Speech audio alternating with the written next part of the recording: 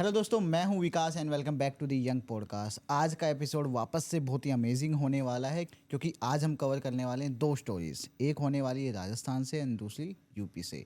तो अगर आप यूपी या राजस्थान से तो प्लीज़ कमेंट कर दीजिएगा। एंड आज जो हमारी गेस्ट हैं वो हैं सुभद्रा जी। सुभद्रा जी, कैसे हैं आप? हाय विकास, आई एम गुड। आप सुनाइए, आप कैसे? मैं काफ़ी अच्छा हूँ और ना बहुत अच्छा फील हो रहा है। ऐसी वाइब्स आ रही है, कुछ अमेजिंग होने वाला है इस पॉडकास्ट में, कुछ अमेजिंग स्टोरीज आने वाली, क्योंकि हमने बिहाइंड द कैमरास कुछ डिस्कशंस किए। उससे पता लगा कि वो स्टोरी एग्जैक्टली आपके पास कैसे आई। तो आई नो कि दे आर ट्रू। या तो वही चाहूँगा कि हम जल्दी से स्टार्ट करते हैं, क्योंकि लोगों से ना वेट नहीं होता है हमारे ऑडियंस से। वो कहते हैं भाई पहले ना स्टोरी स्टार्ट कर, उसके बाद में जो भी है करना। तो दो स्टोरीज हैं, एक तो है राजस्थान से, आई थिंक अजमेर से, दूसरा यूपी मेरठ से है। तो पहले कौन सी स्टोरी होने वाली है? पहले मैं आपको अजमेर की स्टोरी बताती हूँ। जी। सो ये स्टोरी सबसे पहले तो मैं ये बताना चाहूँ कि ये स्टोरी मुझे मेरे एक सब्सक्राइबर ने भेजी है and due to privacy reasons मैं नेम्स जो हैं, कैरेक्टर के नेम्स जो हैं वो स्टोरीज़ के वो चेंज करने जा रही हूँ। सो हम कह सकते हैं कि ये स्टोरी मुझे इकबाल ने भेजी थी। जी। जो इकबाल हैं वो एक्चुअली अजमेर में रहते थे और वो अपनी मम्मी सबा और अपनी बहन ज़ोया के साथ रहते थे। उनके जो फादर हैं, उनका नाम था परवेज़, वो कतर में जॉब किया करते थे। अब इकबाल जो थे वो 17 साल के थे और जो उनकी बहन थी ज़ोया वो 14 साल की थी। अब इनकी गर्मी की छुट्टियां चल रही थी, नॉर्मल सा घर में माहौल था। एक दिन सुबह इकबाल अपनी मम्मी की हेल्प करा रहा था किचन में और उसकी बहन जस्ट उठी, वो ब्रेकफास्ट के लिए हेल्प करा रहा था, वो जस्ट उठी और उठकर आई किचन में और बोली कि मम्मा मुझे ना बहुत बुरा सपना आया एक। तो इकबाल ने उससे पूछा कि क्या देखा तुमने? तो ज़ोया कहती है कि मम्मी मैंने देखा कि एक बहुत ही बड़ा, बहुत ह्यूज सा आदमी, कम से कम 9 साढ़े 9 फीट का आदमी, और उसकी बहुत सारी मसल्स थी और एकदम मस्कुलर सा आदमी मेरे रूम में खड़ा हुआ है और वो मुझे देख रहा है। फिर उसके बाद वो थोड़ा थोड़ा मेरे नज़दीक आया और जैसे ही वो मेरे पास आया मैं डर रही थी और वो मेरे एकदम करीब यहाँ एकदम कान में आके मेरे को बोलता है, सोया सोया सोया। ऐसा उसने 3 बार बोला। फुसफुसाता है? फुसफुसाता है एकदम कान में, मतलब उसको ऐसा लगा जैसे यहाँ किसी ने कुछ बोला एकदम से। तो उसने कहा कि मैं सोकर एकदम उठी और मैंने आसपास देखा, मुझे कुछ भी नहीं दिखा। मैंने पानी पिया और मैं फिर सो गई। फिर सब कुछ नॉर्मल था और अभी कुछ देर पहले वापस से मुझे एग्जैक्टली सेम सपना आया। तो सबा ने उससे कहा कि तुम दोनों भाई बहन ना बहुत हॉरर मूवीज़ देखते रहते हो, ये तुम लोगों का ना सपने फालतू के ऐसे आते रहते हैं। एक काम करो, तुम अभी जाओ ब्रश करो और ब्रेकफास्ट के लिए आ जाओ। तो ज़ोया ने कहा बट मुझे डर लग रहा है मम्मी, मुझे सपना वापस इस टाइप से आया। तो सबा ने कहा एक काम करो, तुम चाकू रख के रात को तकिए के नीचे चाकू रख के सो जाना, तो तुम्हें ऐसे सपने नहीं आएंगे। ज़ोया ने कहा ठीक है। उसने ब्रेकफास्ट करा और वो दिन बिल्कुल आराम से बीता, कुछ दिक्कत नहीं हुई। रात को ज़ोया ने सोने से पहले किचन से एक नाइफ़ लाया, छोटा नाइफ़ था, वो तकिए के नीचे उसने रख दिया। अब जब उसने वो नाइफ़ रखा तो उसके बाद उस रात उसे कोई बुरा सपना नहीं आया। ऐसे 2-3 रात हुई और उसे कोई बुरा सपना नहीं आया, बिल्कुल नॉर्मल सब कुछ चल रहा था। चौथी रात को अराउंड 2:30 बजे के आसपास ज़ोया बेड से उठी और ज़ोर ज़ोर से चिल्लाने लगी। अब इसके पहले कि मैं आगे की स्टोरी बताऊं, मैं एक थोड़ा उनके घर का नक्शा बता देती हूँ। तो उनका जो घर था उसमें आगे पार्किंग था, एक लिविंग रूम था, लिविंग रूम के just attach dining area, right side में किचन था और लेफ्ट साइड में 3 बेडरूम्स थे और फर्स्ट फ्लोर पे भी 3 बेडरूम्स थे। तो पहले क्या था ना कि सबा और परवेज़ जो थे वो फर्स्ट फ्लोर पे रहते थे और उनके जो इन लॉज थे वो ग्राउंड फ्लोर पर रहते थे। अब उनके इन लॉज की कोविड में डेथ हो गई, परवेज़ जो थे वो कतर चले गए, तो फिर ये लोग तीनों ही लोग रहते थे, तो तीनों ग्राउंड फ्लोर पे शिफ्ट हो गए, फर्स्ट फ्लोर इन्होंने लॉक कर दिया। और हाँ, परवेज़ का एक भाई भी था जिसका नाम था इब्राहिम और उसकी एक बहन थी जिसकी शादी हो चुकी थी, तो वो अपने ससुराल में थी। इब्राहिम जो था वो जॉब के सिलसिले में बैंगलोर शिफ्ट हो गया था। अब क्या हुआ, बैक टू द स्टोरी। वापस से ज़ोया ज़ोर से एकदम चिल्लाई। जैसे ही ज़ोया चिल्लाई तो सबा और इकबाल दोनों दौड़ते हुए उसके कमरे में आए। सबा ने देखा कि ज़ोया बस बेड पर बैठकर बस चिल्ला रही है। सबा ने पूछा क्या हो गया, क्या हो गया, और वो बस रोए जा रही है, चिल्ला रही है। सबा बोल रही बेटा बता तो सही कि क्या हुआ है। तो जोया ने कहा कि मम्मी वहाँ पर उधर कोई है, उधर कोई खड़ा है, कोई ये दिखाई दे रहा है। हाँ कोई दिखाई दे रहा है, ये वही आदमी है मम्मी जो मैंने सपने में देखा। तो सबा ने ऐसे आसपास देखा, सबा ने बोला कोई नहीं है वहाँ पर जोया, तुझे क्या दिख रहा है? बोली नहीं मम्मी वो है, वो उधर ही खड़ा हुआ है। सबा को फिर कुछ नहीं दिखा। फिर उसके बाद जोया की नज़रें ना ऐसे करके इस तरफ ऐसे गई, तो जहाँ पर सबा बैठी थी उसकी नज़र ऐसे की, बोले मम्मी देखो आपके पीछे है, मम्मी आपके पीछे है। तो सबा ने एकदम फेस पलटा और फिर सबा ने देखा, सबने बोला कोई भी नहीं है। अब इकबाल को लगा कि हो सकता है कि इसकी ना जो खिड़की के बाहर रात में होता है ना, हम सो के उठते हैं और कभी खिड़की के बाहर कोई परछाई दिख गई, क्योंकि इनका घर मेन रोड पे था तो उसे लगा कोई गाड़ी गई हो या कोई पत्ता हिला उसकी परछाई दिख गई हो इसको, या हो सकता है कोई चोर वोर हो आसपास। तो इकबाल वो खिड़की के पास गया, उसने खिड़की खोली, आसपास चेक करा, कुछ भी नहीं था। सबा उसको मना रही है, ये बस रोए जा रही है रोए जा रही है। फिर उसके बाद जैसे तैसे करके सबा और इकबाल ने मिलकर जोया को मनाया और सबा ने कहा कि आज रात मैं तेरे पास सोऊंगी, तू टेंशन मत ले। तो जोया के पास उस रात सबा सोई। अब जब सबा वहाँ पर सोई तो उन्हें भी एक अजीब सा घुटन महसूस हुआ, पर उन्होंने इग्नोर करा, उन्होंने कहा चलो ठीक है कुछ नहीं। अब क्या हुआ कि नेक्स्ट दिन जब ये सोकर उठी तो जोया को फीवर आ गया था। तो सबा ने देखा कि जोया को फीवर आया, और क्योंकि गर्मी की छुट्टियां तो थी तो स्कूल तो जाने का कुछ था नहीं, उन्होंने उसको ब्रेकफास्ट करवाया, मेडिसिन दी और बोला कि अब तू रेस्ट कर ले। जोया ने कहा ठीक है। फिर सबा अपना किचन में काम करने लग गई। कुछ 1-1.5 घंटे बाद सबा को ना एक अजीब सी आवाज़ आई, मतलब कुछ तो अजीब अजीब सी आवाज़ आ रही थी, ऐसे कुछ अजीब सा साउंड। तो उनको समझ नहीं आया कहाँ से आया, तो वो आसपास देखने गई, इकबाल के कमरे में चेक करा, इकबाल अपना काम कर रहा था। फिर जैसे ही उनने जोया के कमरे में कमरा खोला, उन्होंने जो देखा उसके बाद उनके पैरों तले ज़मीन खिसक गई। उन्होंने देखा कि वो चाकू जो जोया ने अपने तकिए के नीचे रखा था, जोया अपने बेड के ऊपर उठ के बैठी है और वो चाकू अपने हाथ में ऐसे, और उसका हैंडल नहीं, उसका जो ब्लेड वाला पोर्शन होता है हाथ में पकड़ के वो बैठी अपने है। हाथ में ऐसे पकड़ कर बैठी हुई है। और जो हाथ में क्योंकि उसने पकड़ा है तो हाथ से खून निकल रहा है। उसकी आंखें जो है वो रोल्ड अप हो गई हैं और वो सिर्फ एक अजीब सी आवाज़ निकाल रही है, जैसे कि cut cut cut cut cut cut cut cut cut cut ऐसी वाली, जो ऐसे दांत से और ऐसे अजीब सा। तो ये देखकर एकदम सबा चिल्लाई, इकबाल भी वहाँ आया। सबा ने एकदम से उसके हाथ से वो चाकू खींचा। जैसे ही उसने वो चाकू खींचा, वो जैसे कोई जानवर घुर्राता है वो एकदम से ऐसे करके घुर्राई। और उसके बाद उसने उसके हाथ से वो पोंछा, ब्लड ब्लड जो भी था वो पोंछा, और इकबाल ने भी उसको थोड़ा कंट्रोल में करा। फिर उसके बाद भी ये जो आवाज़ें थी वो निकाले जा रही थी, मतलब वो ऐसा हो रहा था कि धीरे धीरे उसका साउंड जो था ना वो ऐसे cut cut cut cut cut cut cut cut cut cut cut cut ऐसे पूरा बढ़ता जा रहा था, तेज हो रहा था। एकदम से वो पिच जो थी एकदम से हाई होती जा रही थी और एकदम चिल्लाने लग गई थी वो। तो ना सबा को समझाने उसने ना कुरान की आयतें पढ़नी चालू कर दी। अब उसने एक बार आयतें पढ़ी, उसे धीरे धीरे वो रिपीट कर रही थी और एकदम से जोया जो थी वो बेहोश हो गई वहीं पर। फिर उन्होंने उसके मुंह पर पानी वानी डाला, थोड़ा हिलाया तो उसको होश आया, एंड उसने अपनी माँ को देखा और बोला कि क्या हुआ। तो सबा ने कहा तुझे याद नहीं? जोया ने बोला कि नहीं, क्या हुआ? तो सबा ने कहा कुछ नहीं कुछ नहीं, तू सो जा, तुझे शायद कोई बुरा सपना आया होगा, तू सो जा। फिर उसके बाद जोया इकबाल को लेकर कमरे के बाहर आई और जोया ने बोला यार मुझे ना बहुत डर लग रहा है बेटा, मुझे कुछ गड़बड़ लग रही है। इकबाल ने बोला एक काम करते हैं, हम अपने जो फैमिली डॉक्टर हैं उनसे बात करते हैं, वो एक बार जोया का चेकअप कर लेंगे। तो वो जो डॉक्टर थे वो कुछ आधे पौन घंटे में उनके घर आए, उन्होंने जोया का चेकअप करा, फ़ीवर देखा, फ़ीवर उसका हाई था, फिर उन्होंने मेडिसिन भी दी। सबा ने पूछा कि ये क्यों ऐसा हुआ, तो उन्होंने कहा कि गर्मी बहुत ज़्यादा है, हो सकता है कि डिहाइड्रेशन हो, जिसकी वजह से बहुत ज़्यादा डिहाइड्रेशन होता है तो फीवर भी आ जाता है, तो हो सकता है इट कुड बी दिस। सबा ने कहा वो सब तो ठीक है, लेकिन ये जो अजीब बिहेवियर कर रही थी ये क्या था?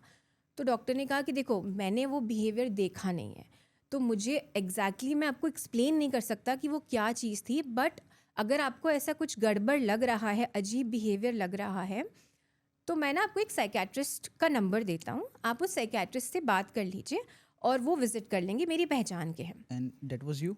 No, that was not me. तो उन्होंने इन्होंने कहा ठीक है।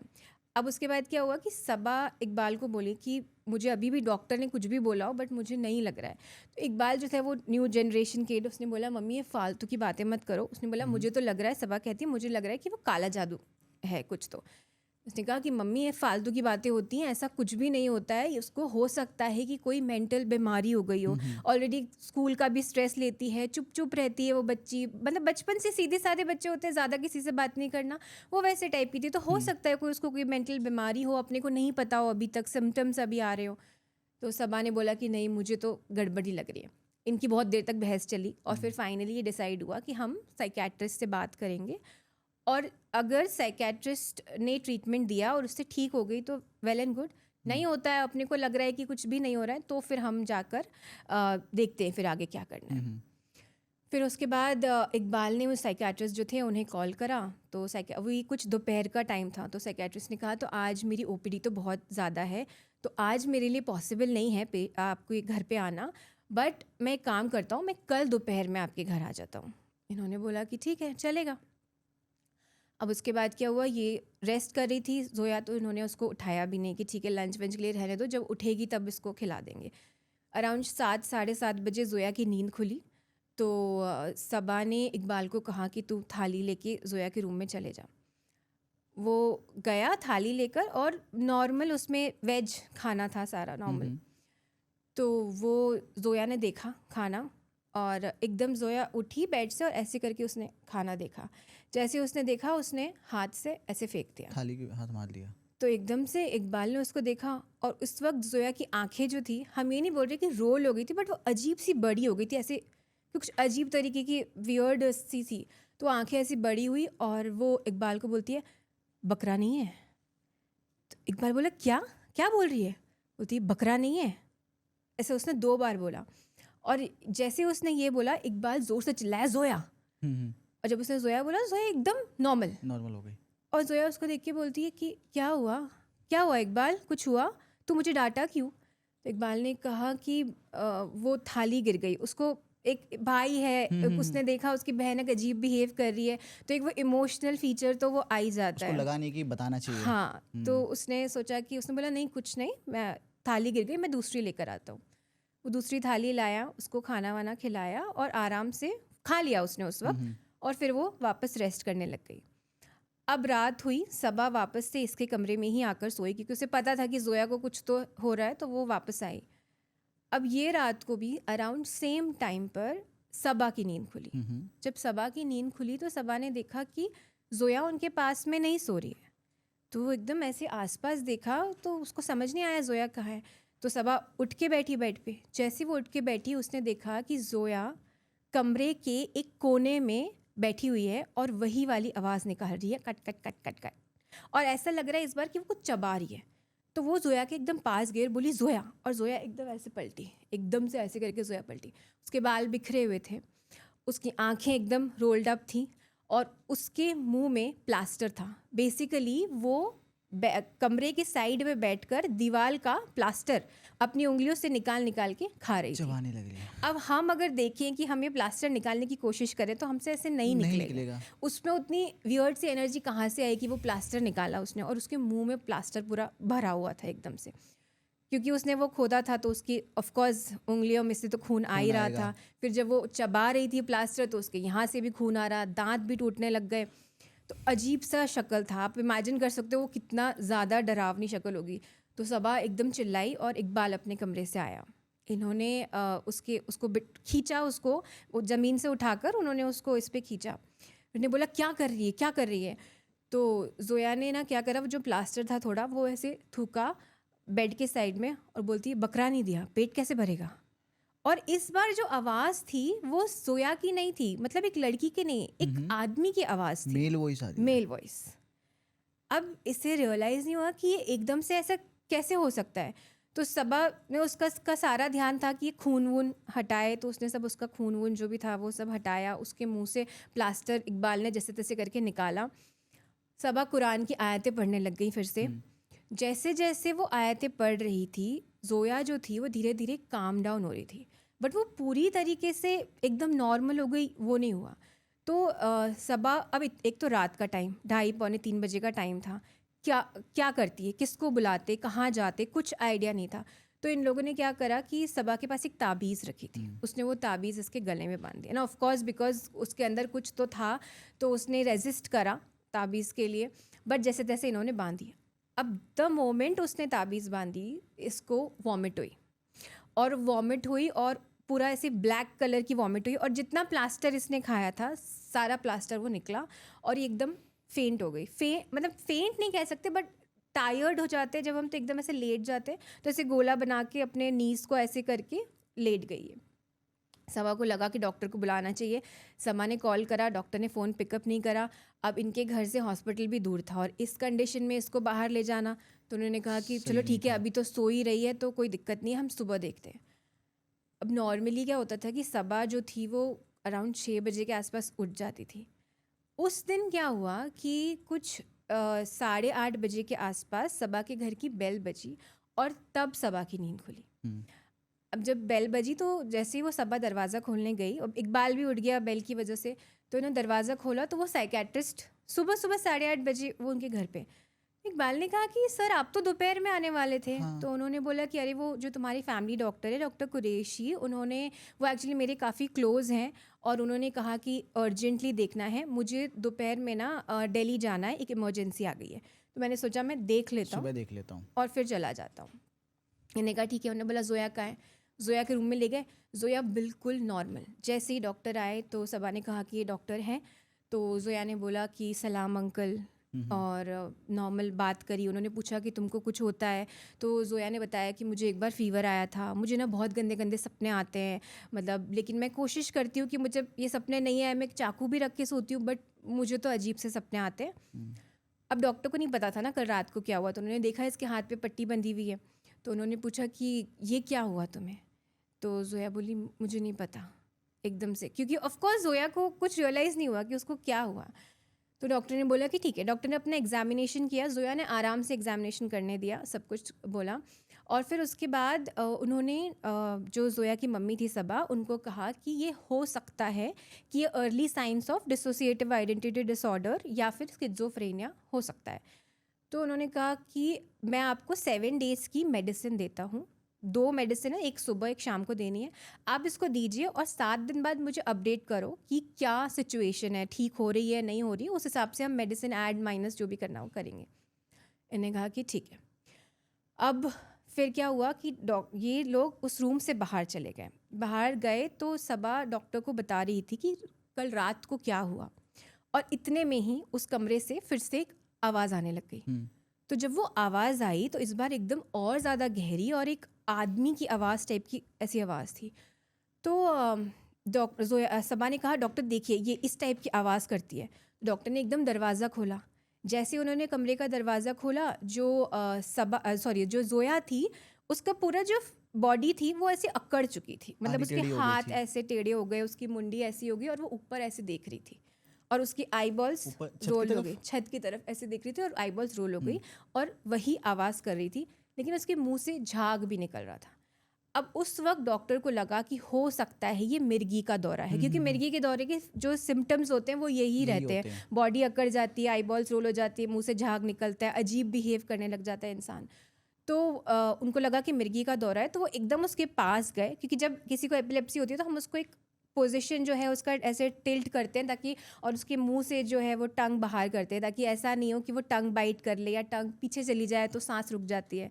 तो कई बार मिर्गी के वक्त लोगों की डेथ भी हो सकती है जब सीवियर केसेस जो होते हैं। तो डॉक्टर ने सोचा मैं जाता हूँ इसके पास। वो गए, और जैसे ही वो उसको टच करने वाले थे वैसे ही जो जोया थी, जोया के बेड साइड टेबल पर पेंसिल रखी थी, उसने पेंसिल उठाई और डॉक्टर के हाथ में ऐसे मार दी। उनके हाथ से यहाँ से लेके यहाँ तक आर पार हो गई पेंसिल, पूरी की पूरी इधर से लेके उधर तक आर पार हो गई। और डॉक्टर ऑफ कोर्स चिल्लाएंगे वो, तो उन्होंने एकदम ज़ोर से चिल्लाया। अब सबा को बहुत गुस्सा आया। सबा ने कोशिश करी कि वो उस पेंसिल को निकाले, बट वो तो पॉसिबल ही नहीं था ना, अब इधर से उधर चली गई तो कैसे वो निकालेंगे। इतने में जोया बेड से उठकर दौड़ते हुए कमरे के दूसरे कोने में चली गई। मतलब उसके जो हाथ, आप मान लो कि जैसे कोई जानवर चलता है, 4 पाँव पे वो चल के ऐसे रेंगते हुए बेड से एकदम कूदी और उधर चली गई।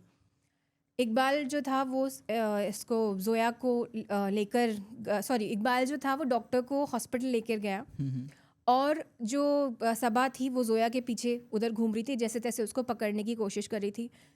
उसको कुछ भी समझ नहीं आया सबा को। अब ये आगे की सीन, ये आगे का जो भी हुआ, ये एक फ़नी इंसिडेंट भी बोल सकते हैं इसको, या कुछ अजीब भी हुआ कि इतनी फ्रस्ट्रेट हो गई थी ना सबा कि जब जोया उसके सामने है, उसने खींच के एक थप्पड़ मारा उसको। और जैसे ही उसने थप्पड़ मारा वो नॉर्मल हो बैठ गई, मतलब नॉर्मल तो नहीं बट वो बैठ गई बैठ एकदम, गई। एक शांत हो गई एकदम से।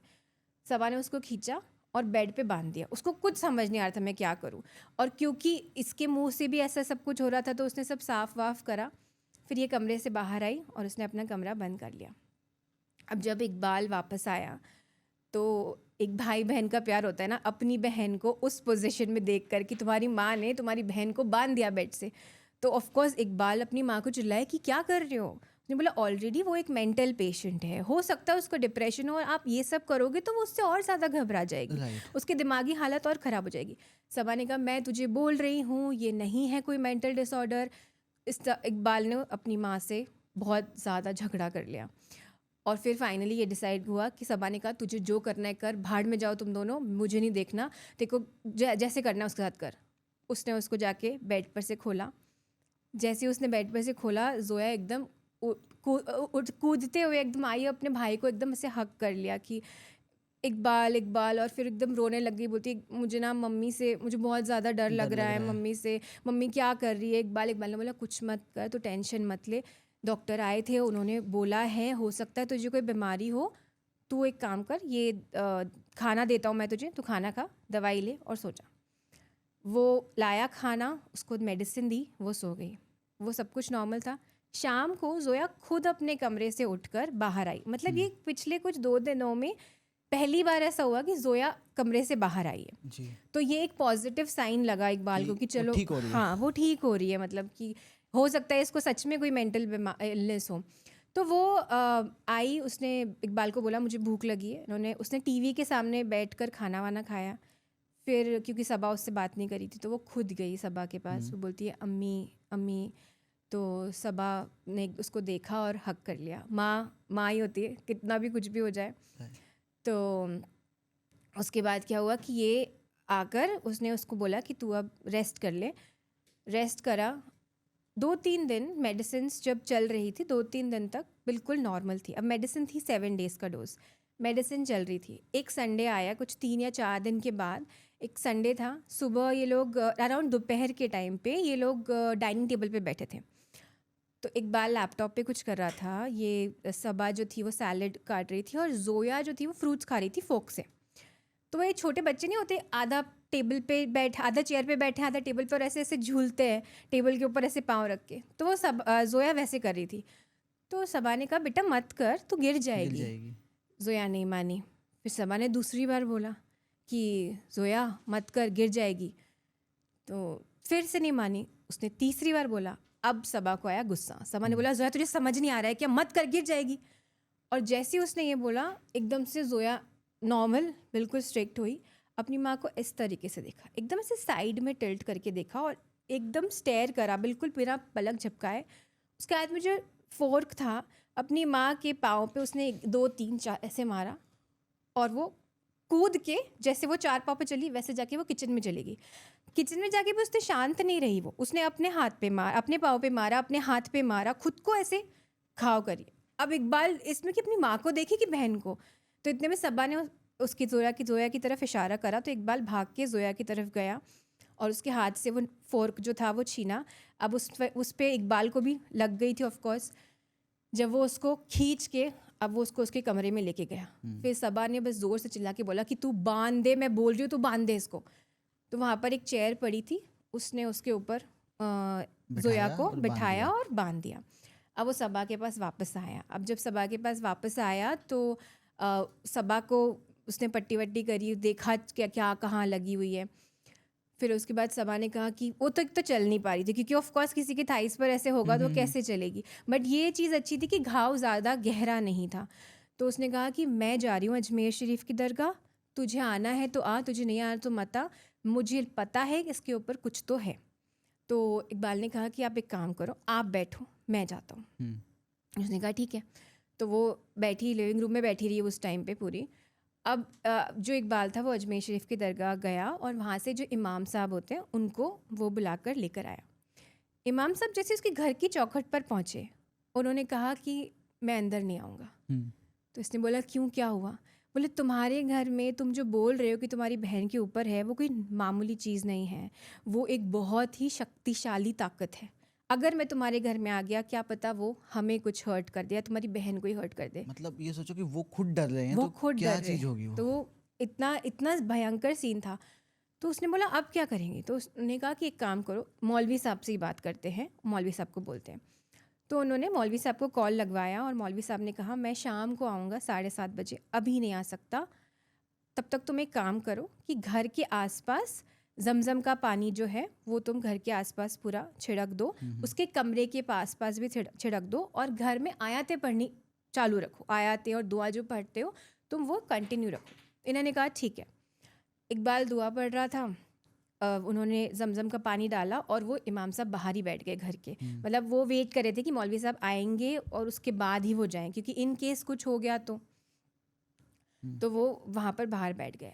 अब उसके बाद क्या हुआ कि जब ये आयतें पढ़ रहा था, इसके रूम से, जोया के रूम से, जोया की खुद की वही प्यारी सी मीठी सी आवाज़ आई कि अम्मी अम्मी, इकबाल मुझे भूख लगी है। तो सबा गई उसके कमरे में, सबा ने उसको बांधा हुआ था और सबा क्या से टेढ़ा चल रही थी। जोया हमेशा से ना थोड़ी इमोशनल टाइप की लड़की थी, तो उसने जब अपनी माँ को ऐसे चलते हुए देखा तो एकदम एकदम रोने लग गई। बोलती अम्मी क्या हुआ, अम्मी क्या हो गया, आप ऐसे क्यों चल रहे हो, अम्मी मुझे क्यों बांधा हुआ है, अम्मी खोलो मुझे भूख लग रही है। सबा ना थक गई थी, उसको समझ गया था कि कोई और है इसके अंदर, तो उसने बोला कि रुको मैं लाती हूँ खाना। वो किचन में गई। उस दिन उनके किचन में चिकन बना था, चिकन, रोटी, राइस। तो वो थाली लगाकर लाई और उसको दिया। जोया जो खुद के बारे में बात नहीं करी कि उसको भी लगी उसको है? लगी, हाँ, वो नहीं कर रही, क्योंकि वो जो खुद से थी ना, वो एकदम वो उसका रूप बाहर आया कि उसको समझ नहीं आ रहा था। तो अभी ये थाली लेकर आई और इसने थाली जो थी वो रखी उसके सामने। जोया ने सब्ज़ी रोटी खाई, तो एक ने वाला 1 रोटी, 2 रोटी, 3 रोटी, ऐसा करते करते वो 13 रोटी खा गई। And this is the figure that मुझे बताया गया था, 13 रोटी खा गई। एक लड़की 14 साल की, पतली दुबली, जो ज़्यादा खाना खाती नहीं है, मैक्स टू मैक्स उसने अपनी लाइफ में कभी खाया होगा तो 3 रोटी खाई होगी, वो उस दिन 13 रोटी खा गई। फिर उसके बाद 13 रोटी खाने के बाद अपनी माँ को बोलती है कि चिकन। और तो उसकी माँ जो थी वो किचन में गई, उन्होंने कुकर लाया, चिकन का कुकर जो था, और जो पतीले में चावल थे वो पूरा पूरा ला के उसके सामने रखा। रख दिया। उनकी आंखों में से आंसू आ रहे और उन्होंने जोया को कहा तुमको जितना खाना है खा लो, मेरी बेटी को छोड़ दो। जोया ने अपनी माँ को देखा, क्या बोले जा रहे हो मम्मी, क्या हो गया? तो जो चीज़ सबा देख पा रही थी ना, वो जोया नहीं देख पा रही थी। सबा ने देखा कि जोया, हम नॉर्मल ऐसे खाते, वो वैसे नहीं खा रही, वो दोनों हाथ से खाना खा रही है।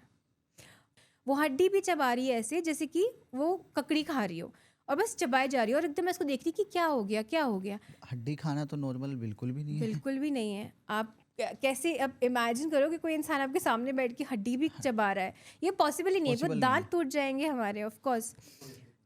सो अगर हम खाएंगे हड्डी तो हमारे दांत टूट ही जाएंगे, ऑफ कोर्स। ये सीन उसने देखा, उसने सारा चिकन ख़त्म करा, चावल ख़त्म करे, उसके पास में पानी का ग्लास रखा था, उसने पानी पिया। फिर कुकर को, क्योंकि वो बैठी हुई थी, बैठे बैठे ऐसे खा रही थी, कुकर को उसने लात मारी और फिर उसके बाद बोलती है जाओ सोने दो मुझे, जाओ सोने दो मुझे। जा सोने दे मुझे। अच्छा। अपनी माँ को उसने ऐसे बोला कि जा सोने दे मुझे।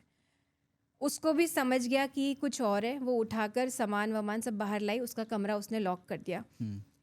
अब उसके बाद क्या हुआ, शाम को मौलवी साहब आए, कुछ 7:30 पौने 8 के टाइम पे, जो उन्होंने टाइम बोला था उसी टाइम पर मौलवी साहब वहाँ आए और उन्होंने घुसते से ही बोल दिया कि तुम्हारे घर में कोई आत्मा, चुड़ैल, भूत, प्रेत ये कुछ नहीं है, तुम्हारे घर में जिन है। जिन? जो जिसने तुम्हारी बेटी को कब्जे में करा है वो एक जिन है। और जितना मैं समझता हूँ जिन सबसे ज़्यादा पावरफुल होता है। सबसे ज़्यादा पावरफुल होते हैं, यस। तो जिन जो होते हैं, या तो वो खुद से चिपकते हैं, उनको कोई पसंद आ गया तो वो उसके पास खुद से आ जाते हैं, या फिर उनको कब्जे में कर कर उनको किसी के ऊपर भेजा जाता है। तो सबा को समझ नहीं आया कि ये किसने करा, क्यों हुआ। एक फैमिली सिंपल सी, माँ बेटा बेटी, कौन उनको परेशान करना चाहेगा। तो फिर वो जो मौलवी साहब थे वो उन्होंने बोला पहले मुझे दिखाओ कि ज़ोया के कमरे में मुझे लेकर जाओ। जब मैंने ज़ोया का कमरे का दरवाज़ा खोला, ये काफ़ी एक फ़िल्मी सीन था। जब मैंने भी फ़र्स्ट टाइम ये सीन सुना था तो मुझे भी काफ़ी वियर्ड सा लगा था। उन्होंने दरवाज़ा खोला, ज़ोया कमरे में कहीं भी नहीं थी, ना बेड पर, ना टेबल पर, ना ज़मीन पर, कहीं पर भी नहीं। फिर मौलवी साहब ने डरते डरते ना सर ऐसे ऊपर करा। जैसे ही उन्होंने सर ऊपर करा, ज़ोया जो थी वो कबर्ड के ऊपर से इनके ऊपर छलांग लगाई। अब वो तो मौलवी साहब एकदम पीछे खिसक गए, तो ज़ोया ज़मीन पर गिरी और वो ऐसे गिरी और वो कूदते हुए रूम के दूसरे कोने में चली गई। उसने दीवार चढ़ने की कोशिश करी थी बट वो नहीं चढ़ पा रही थी उस वक्त। किसी को नहीं पता वो कबर्ड तक भी कैसे पहुंची। वो देखा वो सीन, और जो मौलवी साहब थे उन्होंने उसके ऊपर जमजम का पानी छिड़का। जैसे ही पानी छिड़का उसने एक कराहा ज़ोर से एकदम अजीब सी आवाज़ निकाली, और फिर उसके बाद आदमी की आवाज़ में कुछ कुछ बोलने लगी, उर्दू में कुछ तो वो बोलने लगी। मौलवी साहब को समझ नहीं आ रहा था कि ये क्या बोल रही है। उनको कुछ मतलब इस टाइप की, एक तो होता है कि जो नॉर्मल उर्दू सब बोलते हैं वो समझ में समझ में आ आती जाए। है, कुछ जो इन लोग मतलब जो मौलवी साहब होते हैं और ये इमाम साहब होते हैं उनको समझ में आता है, लेकिन वो अलग ही टाइप की टूटी फूटी उर्दू में कुछ कुछ बोले जा रही थी। फिर उसके बाद इन्होंने ना उसको इन्होंने आयतें पढ़ना चालू करी, इन्होंने दुआ पढ़ना चालू करी, क्योंकि इनका कहा कहते हैं कि इनका जो पढ़ने का तरीका होता है वो जो हम पढ़ रहे हैं और जो ये पढ़ रहे हैं उसको काफ़ी स्ट्रॉन्ग वे होता है। राइट। तो उससे ना वो थोड़ी काम डाउन होती, बट वो फिर वापस से घर घर घर घर कर कुछ ना कुछ करने लग जाती। उसने क्या करा कि उसके कमरे में जो सामान था वो उठा के फेंकने लग गई इधर उधर। कमरा पूरा उसने बिखेर दिया, कभी यहाँ कूदती कभी वहाँ कूदती, जोर जोर से दौड़े जा रही थी कमरे में। फिर उसके बाद मौलवी साहब को समझ में आ गया, उन्होंने उस कमरा बंद करा और उन्होंने बोला मुझे नहीं पता इसके ऊपर जिन कैसे आया, बट ये केस यहाँ सॉल्व नहीं हो सकता। इसके लिए तुमको इसे जावरा में एक हुसैन टेकरी नाम की जगह है, दरगाह है, तुम्हें उसे वहाँ पर ले जाना पड़ेगा। इसको ले जाना पड़ेगा। हाँ, अब इसको ले जो जाना घर पड़ेगा। पे इतनी हरकतें कर रही है, ले जाना हाँ, तो आई डोंट थिंक कि ईज़ी होने वो वाला है। बिल्कुल बिल्कुल भी ईजी नहीं था ले जाना। तो इस टाइम पर सबा ने परवेज़ जो उसके हस्बैंड थे, बहुत देर से बात नहीं करी तो परवेज़ कौन है भूल गए होंगे। हाँ, हाँ। तो उसके जो हस्बैंड थे परवेज़, उनको कॉल किया, जो कतर में थे। तो उन्होंने जब सुना ये सब तो नेक्स्ट फ़्लाइट जो थी इंडिया की वो उन्होंने वहाँ से बुक कर ली। अब उस टाइम पर जो ये बेसिकली कहते हैं कि जो अजमेर शरीफ की जो ये दरगाह होती है, यहाँ पर अगर कोई भी इंसान जिसके अंदर नेगेटिव एनर्जी हो, ज़रूरी नहीं है वो भूत प्रेत जिन या ऐसा कुछ हो, कोई भी नेगेटिव एनर्जी होती है तो उनको वहाँ पर लेकर आते हैं।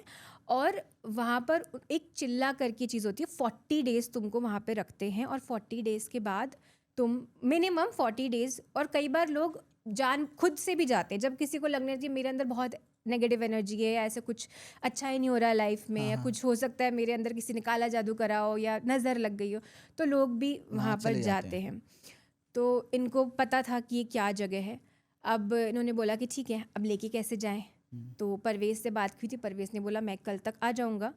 तो उसने दिल्ली पहुँचा, वो पहले कतर से दिल्ली पहुँचा, फिर दिल्ली से वो अजमेर आया। सुबह 9 साढ़े 9 बजे परवेज़ आ गया। अब जैसे ही परवेज़ इनके घर में आया उसके कुछ 3-4 मिनट बाद ही उसका भाई इब्राहिम भी यहाँ पर पहुँच गया। तो इसने एकदम इब्राहिम को देखा और इसको लगा ठीक है चलो इब्राहिम आया। अब इब्राहिम के आने के कुछ 5-7 मिनट बाद एक लड़की वहाँ आई जिसका नाम था ज़ारा। अब ये ज़ारा कौन थी ये मैं आपको एंड में बताऊँगी। ठीक है। तो ज़ारा आई और परवेज़ ने ज़ारा को देखा और कहा कि तुम यहाँ कहाँ से आ गई? तुम्हें तो मैंने बताया भी नहीं कि मैं वापस आ रहा हूँ। ज़ारा ने कहा कि मैंने आपको ना कैब से उतरते हुए देखा और आप भाग कर आ रहे थे, तो मुझे लगा कि कुछ गड़बड़ तो नहीं हुई है, तो मैं आ गई।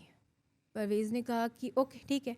सबा को कोई फ़र्क नहीं पड़ रहा था ये सब क्या बात कौन कर है? रहे हैं, कुछ नहीं, उसको सिर्फ उसकी बेटी से लेना देना था। परवेज़ ने कहा कि चलो अंदर मेरे को दिखाओ कहाँ है ज़ोया। तो वो ज़ोया के कमरे में गया। परवेज़ घुसा, ज़ोया नॉर्मल बैठी हुई थी और परवेज़ को ऐसे देखी और मुस्कुराने लगी। उसने जैसे ही ज़ारा को एंटर करते हुए देखा, वो एकदम बेड पे ना, जैसे हम एक बेड से उठकर साइड में आते हैं ना ऐसे, तो वो 2 पाँव से ऐसे 4 पाँव से बेड के कोने पे आ गई और ऐसे ज़ारा को देख रही हो और देख के बोलती है सच में तुम बहुत खूबसूरत हो, सच में। तो ज़ारा एकदम ऐसे पीछे हुई, ये मुझे ऐसे क्यों बोल रही है। फिर उसके बाद वो और उसके पास गई और बोलती है तुम्हारी खुशबू बहुत अच्छी है, तो तुम ही हो वो। तो एकदम से परवेज़ को लगा कि क्या कर रही है, और ज़ारा भी एकदम डर गई। तो परवेज़ ने उनको अलग करने की कोशिश करी, उसने अपना हाथ बीच में करा, ज़ोया ने हाथ को ऐसे करा और परवेज़ पीछे जाके गिरा। मतलब एक छोटी बच्ची में, 14 साल की बच्ची में इतनी एनर्जी कि वो अपने बाप को साइड कर दिया। बिल्कुल ऐसे कर दिया उसने। तो उसके बाद परवेज़ समझ गया कि भाई ये तो ना बहुत डरावना है। उसने सबा को कहा कि चलो इसको लेके चलते हैं। अब लेके कैसे जाएं? तो उन्होंने उसको ना, इनके पास चेन थी, तो चेन से उसको जैसे तैसे खींच कर उस पे गाड़ी में बिठाया। और मौलवी साहब ने एक चीज़ उनको पहले ही बोल दी थी कि कैसे भी करके ज़ोया को पता नहीं चलना चाहिए कि तुम उसे अजमेर शरीफ लेके जा रहे हो, क्योंकि अगर उससे पता चल गया वो नहीं जाएगी, वो यहीं दम तोड़ देगी, उसके अंदर का जो जिन है वो उसे मार देगा, लेकिन वो वहाँ नहीं जाएगी। तो ये लोग जैसे तैसे चेन से बांध कर उसको लेके गए। अब ये लोग सुबह लेके गए, जाते जाते वहाँ पे रात हो गई। अब वहाँ पे ना अजमेर शरीफ पे मज़ारे हैं अलग अलग।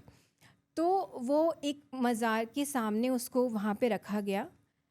हाँ, इसके पहले सॉरी, जैसे ही वो अजमेर शरीफ पे एंटर हुई, वो ज़ोर ज़ोर से बस चीखने लग गई। उसकी बॉडी शेप्स चेंज हो गए, अजीब तरीके से बड़बड़ बड़बड़ करने लग गई, और उसको मज़ार के सामने रखा गया। तो वो एकदम ही ऐसा हो गया था जैसे वो ट्रांस स्टेट में इंसान चला जाता है ना, मतलब वहाँ खड़े होकर ऐसे झूम रही है, ऐसे कर रही है। तो वैसा सब वो करने लग गई। अब फिर क्या हुआ कि उसके बाद जो वहाँ पर जो बाबा थे वहाँ पर, उन्होंने कहा कि सुबह करेंगे, अभी नहीं, सुबह इसका जो भी होगा, वहाँ पे उसको हाज़री बोलते हैं शायद, हाज़री। तो उन्होंने बोला कि वो हम सुबह करेंगे। अब रात को क्या करें? तो ये कहते हैं कि जो अजमेर शरीफ की जो दरगाह है, वहाँ पर जिन जिन लोगों के ऊपर आत्मा आई होती है, अब वो लोग कैसे भी करके वहाँ से निकलने की कोशिश तो करेंगे ही, तो उनको ना जंजीरों से बांधा जाता है वहाँ पे। तो उसी तरह से इसको भी जंजीरों से बांध दिया। अगर आप कभी वहाँ जाएंगे, आप गए हैं कभी वहाँ उस जगह पर? सॉरी, अजमेर शरीफ बोल रही हूँ मैं, हुसैन टेकरी की बात कर रही हूँ मैं। हाँ, हुसैन टेकरी। तो हुसैन टेकरी पे जब ये लोग गए, उसको, मैंने इतनी सारी बातें बोल दी, हुसैन टेकरी की थी, ठीक है ना, चलेगा ना? कोई दिक्कत नहीं। तो हुसैन टेकरी पे वहाँ पे जंजीरों से जो है वो उनको बांधा जाता है। तो रात का माहौल इतना डरावना होता है कि कई लोगों को जंजीरों से बंधे हुए, और उनके अंदर जो भी है नेगेटिव एनर्जी है, किसी के ऊपर भूत है, कुछ भी है, तो वो बस चिल्लाते रहते हैं। तो वो माहौल बहुत डरावना हो जाता है। नॉर्मली लोग ना हुसैन टेकरी जाना प्रेफर नहीं करते अनलेस अनटिल ऐसा किसी के साथ हुआ है। ये सब चीज़ें रहती हैं, ये सब चीज़ें रहती है, और कहते हैं कि वहाँ पर आप जाओगे तो कोई आपके साथ चिपक कर घर भी आ सकता है। तो उन्होंने भी वो, फिर अब ये लोग तो वहाँ गए, इनके पास तो कोई ऑप्शन नहीं था। सुबह हुई, बाबा आए, उन्होंने जैसे उसको मज़ार के पास में रखा। ये बोलते हैं कि उसका जो लोबान होता है वहाँ पर वो जो जलाते हैं, उसमें काफ़ी ज़्यादा एनर्जी होती है। मतलब जो हुसैन टेकरी है ना, वहाँ पर इन लोगों को ये ऐसे कोई तंत्र मंत्र नहीं होता वहाँ पर। वहाँ बोलते हैं वहाँ इनको इलाज करा जाता है। सो प्रार्थना, दुआ होती है वहाँ पर, एक पवित्र पानी है, वो उससे, लोबान से ये लोग इलाज करते हैं। और वहाँ पर ना कुंड है, जैसे एक लेक टाइप है, तो उसमें डुबकियाँ लगवाते हैं। और ऐसा बोलते हैं कि मिनिमम 40 दिन लगते हैं वहाँ से। कई ऐसे लोग भी हैं जिनको मैं पर्सनली भी जानती हूँ, उनको 2-3 महीने वो वहाँ पर थे, और उसके बाद वो जेन्युइनली पूरी तरीके से ठीक होकर आए जी। तो इसको भी उन्होंने कहा कि इसको रखना तो पड़ेगा तुमको 40 डेज़। इन लोगों ने बोला कि ओके फाइन। ये इसके ऊपर ये सब जो भी थे, प्रार्थनाएं हुई, दुआएं हुई। अब सबका एक ही सवाल था कि ये जिन आया कहाँ से। तो जैसे जैसे होता जा रहा था, वो चीखता जा रहा था, वो कुछ कुछ रिविलेशंस करता जा रहा था। फिर एंड में ये पता चला कि ये जो जिन है, इस जिन को इस लड़की के ऊपर भेजने वाला और कोई नहीं, इसका चाचा इब्राहिम और वो लड़की ज़ारा थे। ज़ारा। अब ये ज़ारा कौन है, क्या हुआ? तो इसकी बैक स्टोरी ये है कि कोविड का जब, मतलब पहले ना परवेज़ के घर में उसका भाई, उसके पापा मम्मी और बीवी थे। अब क्या हुआ कि उसके भाई का हमेशा से था मैं शादी नहीं करूँगा, मतलब उसके पापा मम्मी को भी पता था, हाँ, कि मैं कभी शादी नहीं करूँगा। तो उन्होंने बोला ठीक है तुम्हारी मर्ज़ी। फिर इब्राहिम की जॉब लग गई बैंगलोर, तो वो बैंगलोर शिफ्ट हो गया। अब कोविड आ गया, तब तक इनके ये 2 बच्चे भी थे। कोविड आया, कोविड में इसके जो पापा मम्मी थे उनकी डेथ हो गई। अब परवेज़ अकेला, उसके पापा मम्मी की डेथ हो गई, ना उसका भाई वहाँ, ना उसकी बहन वहाँ, और कोई आ भी नहीं सकता था। तो ऑलरेडी वो डिप्रेस था। फिर उसके बाद जो परवेज़ था, पहले उसके पापा की ना अजमेर के आउटर पर एक छोटी सी कपड़ों की फैक्ट्री थी। तो वो ये था परवेज़, तो ये इसने करी तो इंजीनियरिंग थी, पर इसने सोचा कि पापा की फैक्ट्री में पैसे ज़्यादा आते हैं, तो ये वो फैक्ट्री में ही काम करने लग गया था। तो जब ये कोविड आया तो फैक्ट्री भी बंद, पापा की भी ऐसी, पापा मम्मी भी नहीं रहे, तो फाइनेंशियल हालत भी ख़राब हो गई। जो आदमी अमीर था उसकी फाइनेंशियल हालत भी ख़राब हो गई, और प्रॉपर्टीज़ इनके पास बहुत थी, बट आप प्रॉपर्टी का क्या करोगे? कोविड के टाइम पे कितने लोगों के पास कितनी प्रॉपर्टीज़ थी, बट आप कुछ राइट। नहीं कर सकते, यू नीड मनी। तो वो एकदम ऐसे डिप्रेस जैसे रहने लग गया। सबा ने सब कुछ हैंडल करा। जैसे ही लॉकडाउन खुला तो ये घर से बाहर निकला और इसने कोशिश करी कि मैं कुछ तो करके मतलब मेरी फैक्ट्री वापस चालू करूँ एंड ऑल दैट। तो उस बीच में ना परवेज़ की मुलाकात हुई ज़ारा से। अब ज़ारा जो थी वो काफ़ी यंग थी, मतलब अपने स्टार्ट ऑफ 20s की थी वो, और बहुत खूबसूरत, मतलब इतनी ज़्यादा कि कोई भी उसको देख ले तो एकदम पागल हो जाएगा। तो सेम चीज़ परवेज़ के साथ हुई। परवेज़ को एकदम बहुत ज़्यादा अट्रैक्ट कर लिया ज़ारा ने, और ज़ारा ऐसी थी ना कि ज़ारा को शौक थे उसके गुची अरमानी वाले। उसको ऐसा लड़का अपने लिए चाहिए था जो बहुत ज़्यादा अमीर हो। उसको कोई फ़र्क नहीं पड़ता था बाकी चीज़ों से, उसको सिर्फ अमीर अमीर चाहिए। चाहिए था। और क्योंकि उसको आगे लाइफ में बस ऐशो आराम की ज़िंदगी काटनी थी। तो परवेज़ और ज़ारा का लव अफेयर चालू हुआ। कुछ 6 महीने इनका अफेयर चला, और 6 महीने बाद परवेज़ ने बिना किसी को बताए ज़ारा से निकाह कर लिया। अब ये निकाह करके इसको अपने घर में लाया। जैसे इसके घर में लाया, सबा को भी नहीं पता था। सबा एकदम चिल्लाने लग गई कि ये मेरे घर में तुम क्या कर रहे हो, तुम इसको तलाक दो। उसने कहा मैं नहीं दूंगा। वो इतना पागल हो गया था ना इसके प्यार में ज़ारा के, कि उसने बोला मैं नहीं दूंगा तलाक। तो सबा ने कहा कि ठीक है, अगर तुम्हें तलाक नहीं देना है तो ये लड़की मेरे घर में नहीं रहेगी। तो परवेज़ के पास ना एक और घर था, उसी एरिया में। जैसे एक गली होगी तो एक कोने में इनका घर और एक और कोने में था उनका घर। तो वो उसने रिनोवेट करा के 1-2 महीने में ज़ारा को वहाँ शिफ्ट कर दिया। जी। कुछ दिन तो वो रहा यहाँ पे।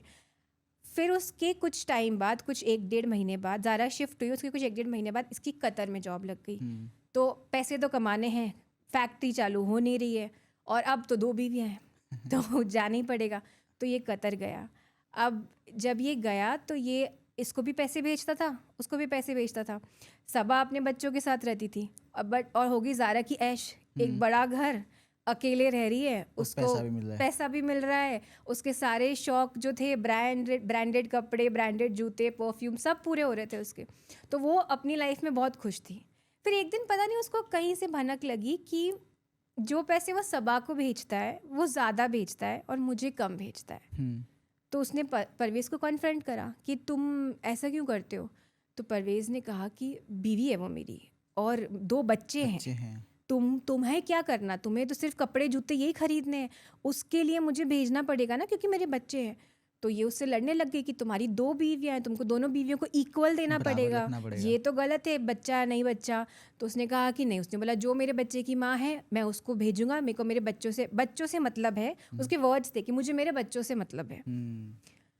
तो इसने बोला अगर अपना बच्चा हो गया तो, इसने बोला जो होगा तब उस हिसाब से मैं दे दूंगा पैसे, ऐसा कुछ नहीं है। उसने कहा कि ठीक है। ये गई डॉक्टर के पास चेकअप कराने, तो पता चला कि ये माँ नहीं बन सकती। तो एक थोड़ा सा एक डिप्रेशन टाइप था, तो वो उसको हुआ। But then she was like कि शौक तो पूरे हो रहे हैं, ऐश तो कर ही रही हूँ मैं। फिर अंदर ही अंदर ना इसकी बात हमेशा से खटकती थी कि ये ऐसा क्यों हो रहा है, ऐसा क्यों हो रहा है। कुछ दिन बाद इब्राहिम बैंगलोर से अजमेर आया। तो ऑफकोर्स उसका घर था जहाँ सबा रह रही थी, तो वो उसके घर में रहा। अब क्या हुआ था कि जो इनके फादर थे, उन्होंने ना जब अपनी प्रॉपर्टी का बंटवारा करा था, तो तीनों बच्चों को उन्होंने इक्वली नहीं डिवाइड करा था। अच्छा। क्योंकि इनकी जो बेटी थी वो काफ़ी रिच फैमिली में अच्छी खासी शादी हो गई थी, बट उसको कुछ देना था, उसको दिया। इब्राहिम को कभी शादी करनी ही नहीं थी, इसको कम दिया, तो इसको थोड़ा कम हुआ। और सबसे ज़्यादा मिला परवेज़ को। इनकी कोई ज़मीनें भी थी, तो परवेज़ को मेन रोड वाला प्लॉट दिया, जिसका रेट ऑफ कोर्स हाईवे के बाद वो बढ़ गया, और उस टाइप से बहुत ऐसा जो फैमिली मैटर्स होते हैं। तो इब्राहिम को इस बात का बहुत अंदर से वो था कि भले मेरी शादी नहीं हुई है लेकिन ऐसे थोड़ी कर सकते हैं। तो भी अब वो क्या ही कर सकता था, कुछ ऑप्शन था नहीं उसके पास। वो आया था अपने यहाँ पे अजमेर थोड़े दिन के लिए। तो एक दिन सबा ने उसको बोला कि ये कुछ सामान तुम ले आओ ग्रॉसरी शॉप से। वो ग्रॉसरी शॉप गया और वहाँ उसको ज़ारा मिली। जब उसको ज़ारा मिली तो वो उसको देख के मंत्रमुग्ध हो गया, उसको लगा कि ये लड़की मुझे चाहिए। तो उसने ज़ारा से बात करी और तब उसे पता चला कि उसके भाई ने दूसरी शादी कर ली है, उसको पता ही नहीं था और ये लड़की ज़ारा है। अब उसको समझा नहीं कि ये कैसे क्या करें, तो उसने धीरे धीरे करके अफेयर चलाया। अब क्योंकि ज़ारा भी अकेली थी, यंग थी, उसको भी चाहिए था कोई ना कोई तो चाहिए, और कोविड के टाइम पे तो वैसे भी नहीं मिल रहा था। तो अभी कोई लड़का उसको मिल गया, उसके सारे फिजिकल नीड्स, इमोशनल नीड्स सब ये पूरी करने लगा। कुछ टाइम तक इनका सब बढ़िया चला। और ये क्या, ये रहता था उसके सबा के यहाँ पर और कुछ दिन यहाँ आ जाता था। सबा को वैसी कोई भनक नहीं पड़ती थी, वो अपने घर में ही बिजी थी। फिर क्या हुआ कि उसने ज़ारा को कहा कि मुझे ना तुमसे शादी करनी है, मुझे तुम चाहिए। ज़ारा ने कहा कि मुझे भी चाहिए, मैं परवेज़ से परेशान हो गई हूँ। तो इसने बोला कि अगर हम सिर्फ दोनों रहेंगे, अगर हमारे पास ज़्यादा प्रॉपर्टी हो तो ज़ारा तो और ज़्यादा खुश, वो तो यही चाहती है। वो तो चाहती ही यही है। तो उसने बोला कि एक काम करो, अपन ना एक काम करते हैं, सबा को ख़त्म कर देते हैं। अगर सबा गई तो सबा के बच्चे की रिस्पॉन्सिबिलिटी किसकी, ज़ारा के ऊपर आ जाएगी, क्योंकि सेकंड बॉम्ब है। ज़ारा के ऊपर है, पैसे किसको आएंगे, ज़ारा को आएंगे। और ज़ारा के पास जो पैसे होंगे, धीरे धीरे बच्चों को तुम कर दो बेदखल, सारा प्रॉपर्टी हमारा, हम निकाह कर लेंगे। तो ज़ारा ने कहा ठीक है, लेकिन हम करेंगे कैसे? तो इसने बोला इब्राहिम ने कि एक बाबा को जानता हूँ मैं, जो तंत्र मंत्र करते हैं, वो कुछ तो कर सकते हैं। तो उन्होंने पहले उस बाबा को कांटेक्ट करा, तो बाबा ने इनको मना कर दिया कि ऐसा कुछ नहीं करूँगा। बट इब्राहिम, पैसा तो था, इब्राहिम ने मोटी रकम देके बाबा को बोला आप कुछ भी करो।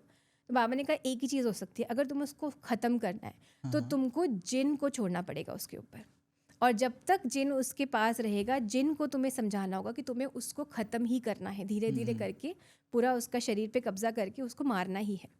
तो इन्होंने कहा कि ठीक है। बाबा ने कहा मुझे उसके या तो नाखून या बाल कुछ तो चाहिए। तो इब्राहिम एनीवेज सबा के घर में ही रहता था, तो जो एक दिन सबा नहीं थी तो उसके कमरे में गया, डस्टबिन में बाल थे ही, वैसे भी हम कंघी करते थोड़े बहुत तो निकल ही जाते हैं। उसने बाल उठाए और बाबा को दे दिए। अब उसको ये नहीं पता था कि जो बाल उसने दिए थे वो सबा के नहीं, जोया के थे।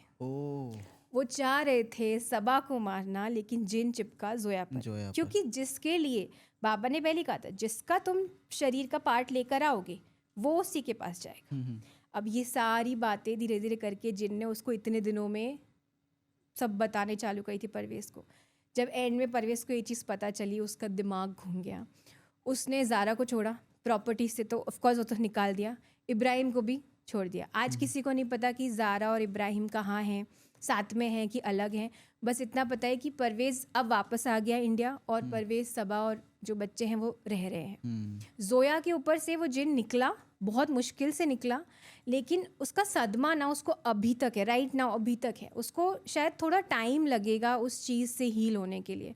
तो उसकी वही थोड़ा डिप्रेशन की थोड़ी मेडिसिन और थेरेपीज ये सब चालू है, लेकिन हाँ अभी उसको कुछ वक्त लगेगा निकलने से। ये चीज़ तो सच है, जिसके साथ भी पैरानॉर्मल कुछ होता है और इतना डीप होता है, वो पूरी लाइफ में ना, हो सकता है शायद वो नॉर्मल हो जाए, बट मुझे ऐसा लगता है वो नॉर्मल नहीं हो पाता है।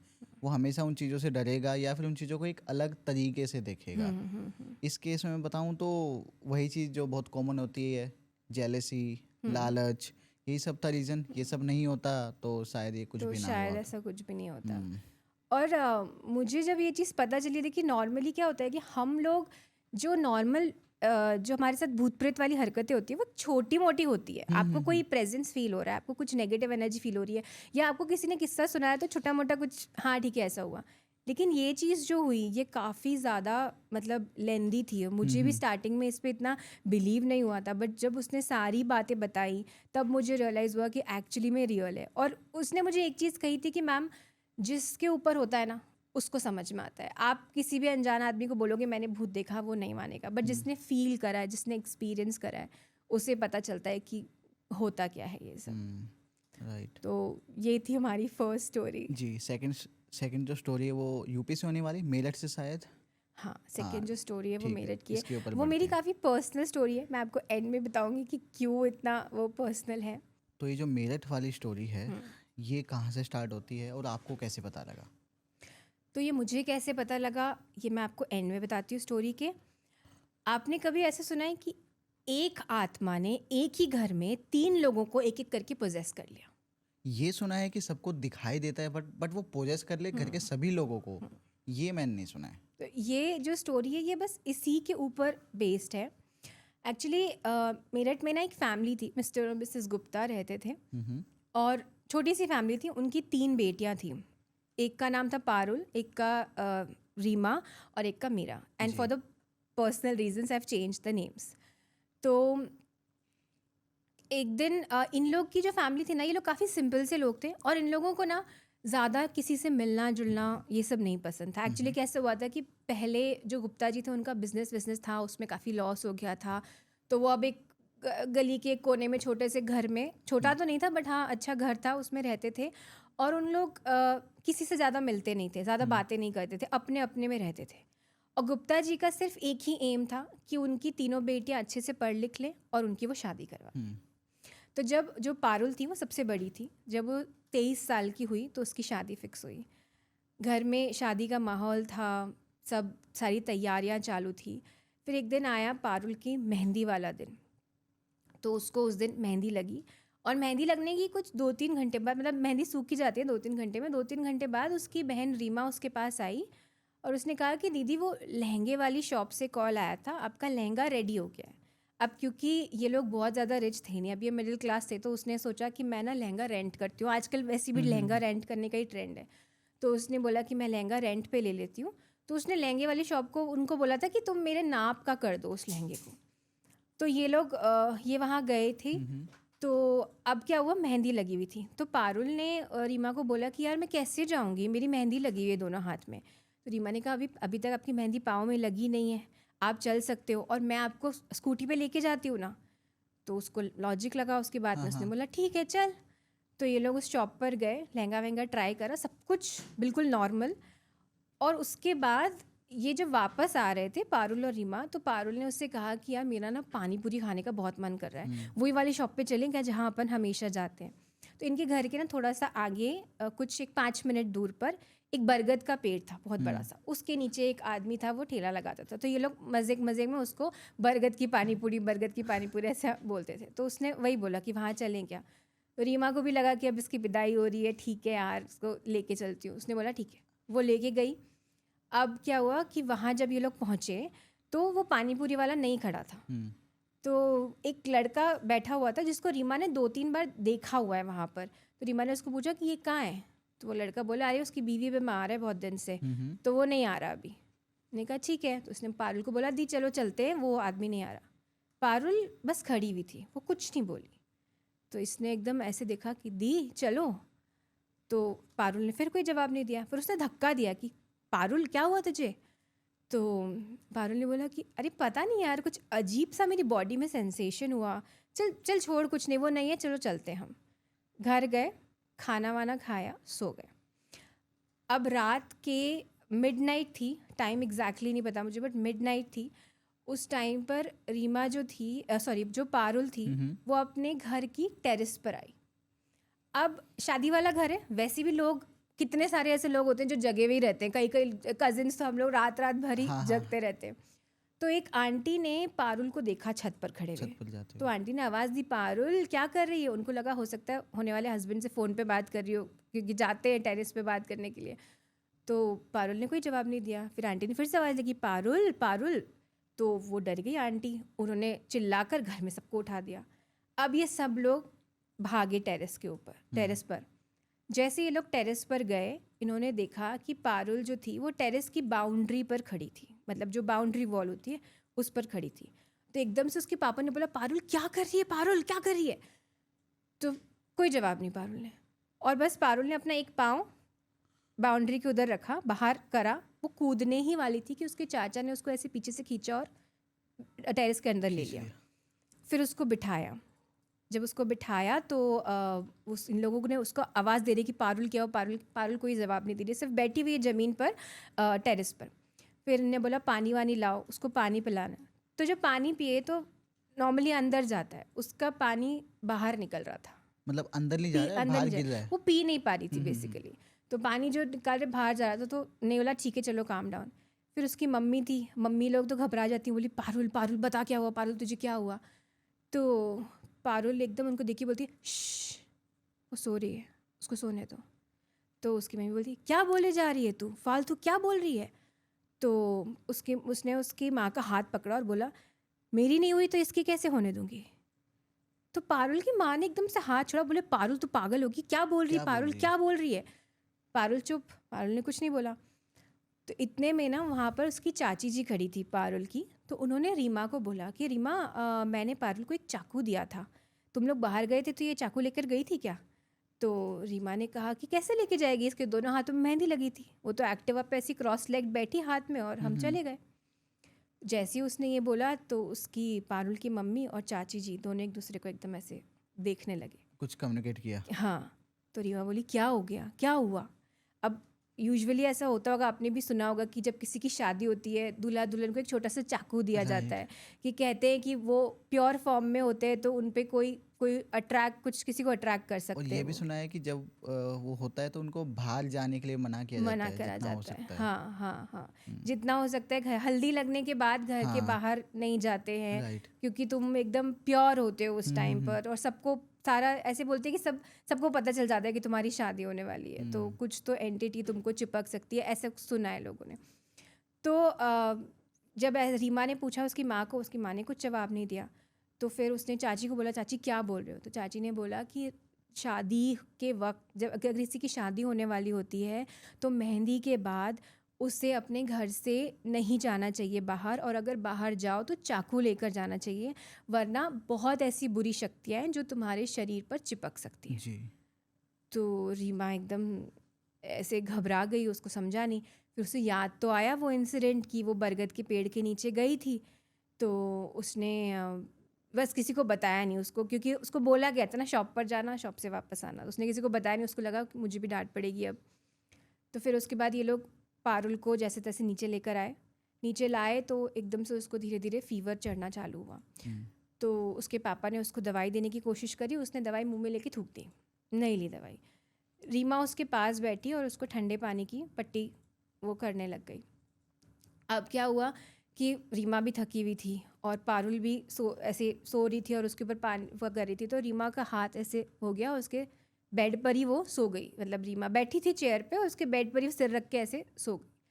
सुबह हुई और सुबह उसकी जो सबसे छोटी बहन थी मीरा, वो पारुल के कमरे में आई और वो एकदम ज़ोर से चिल्लाई।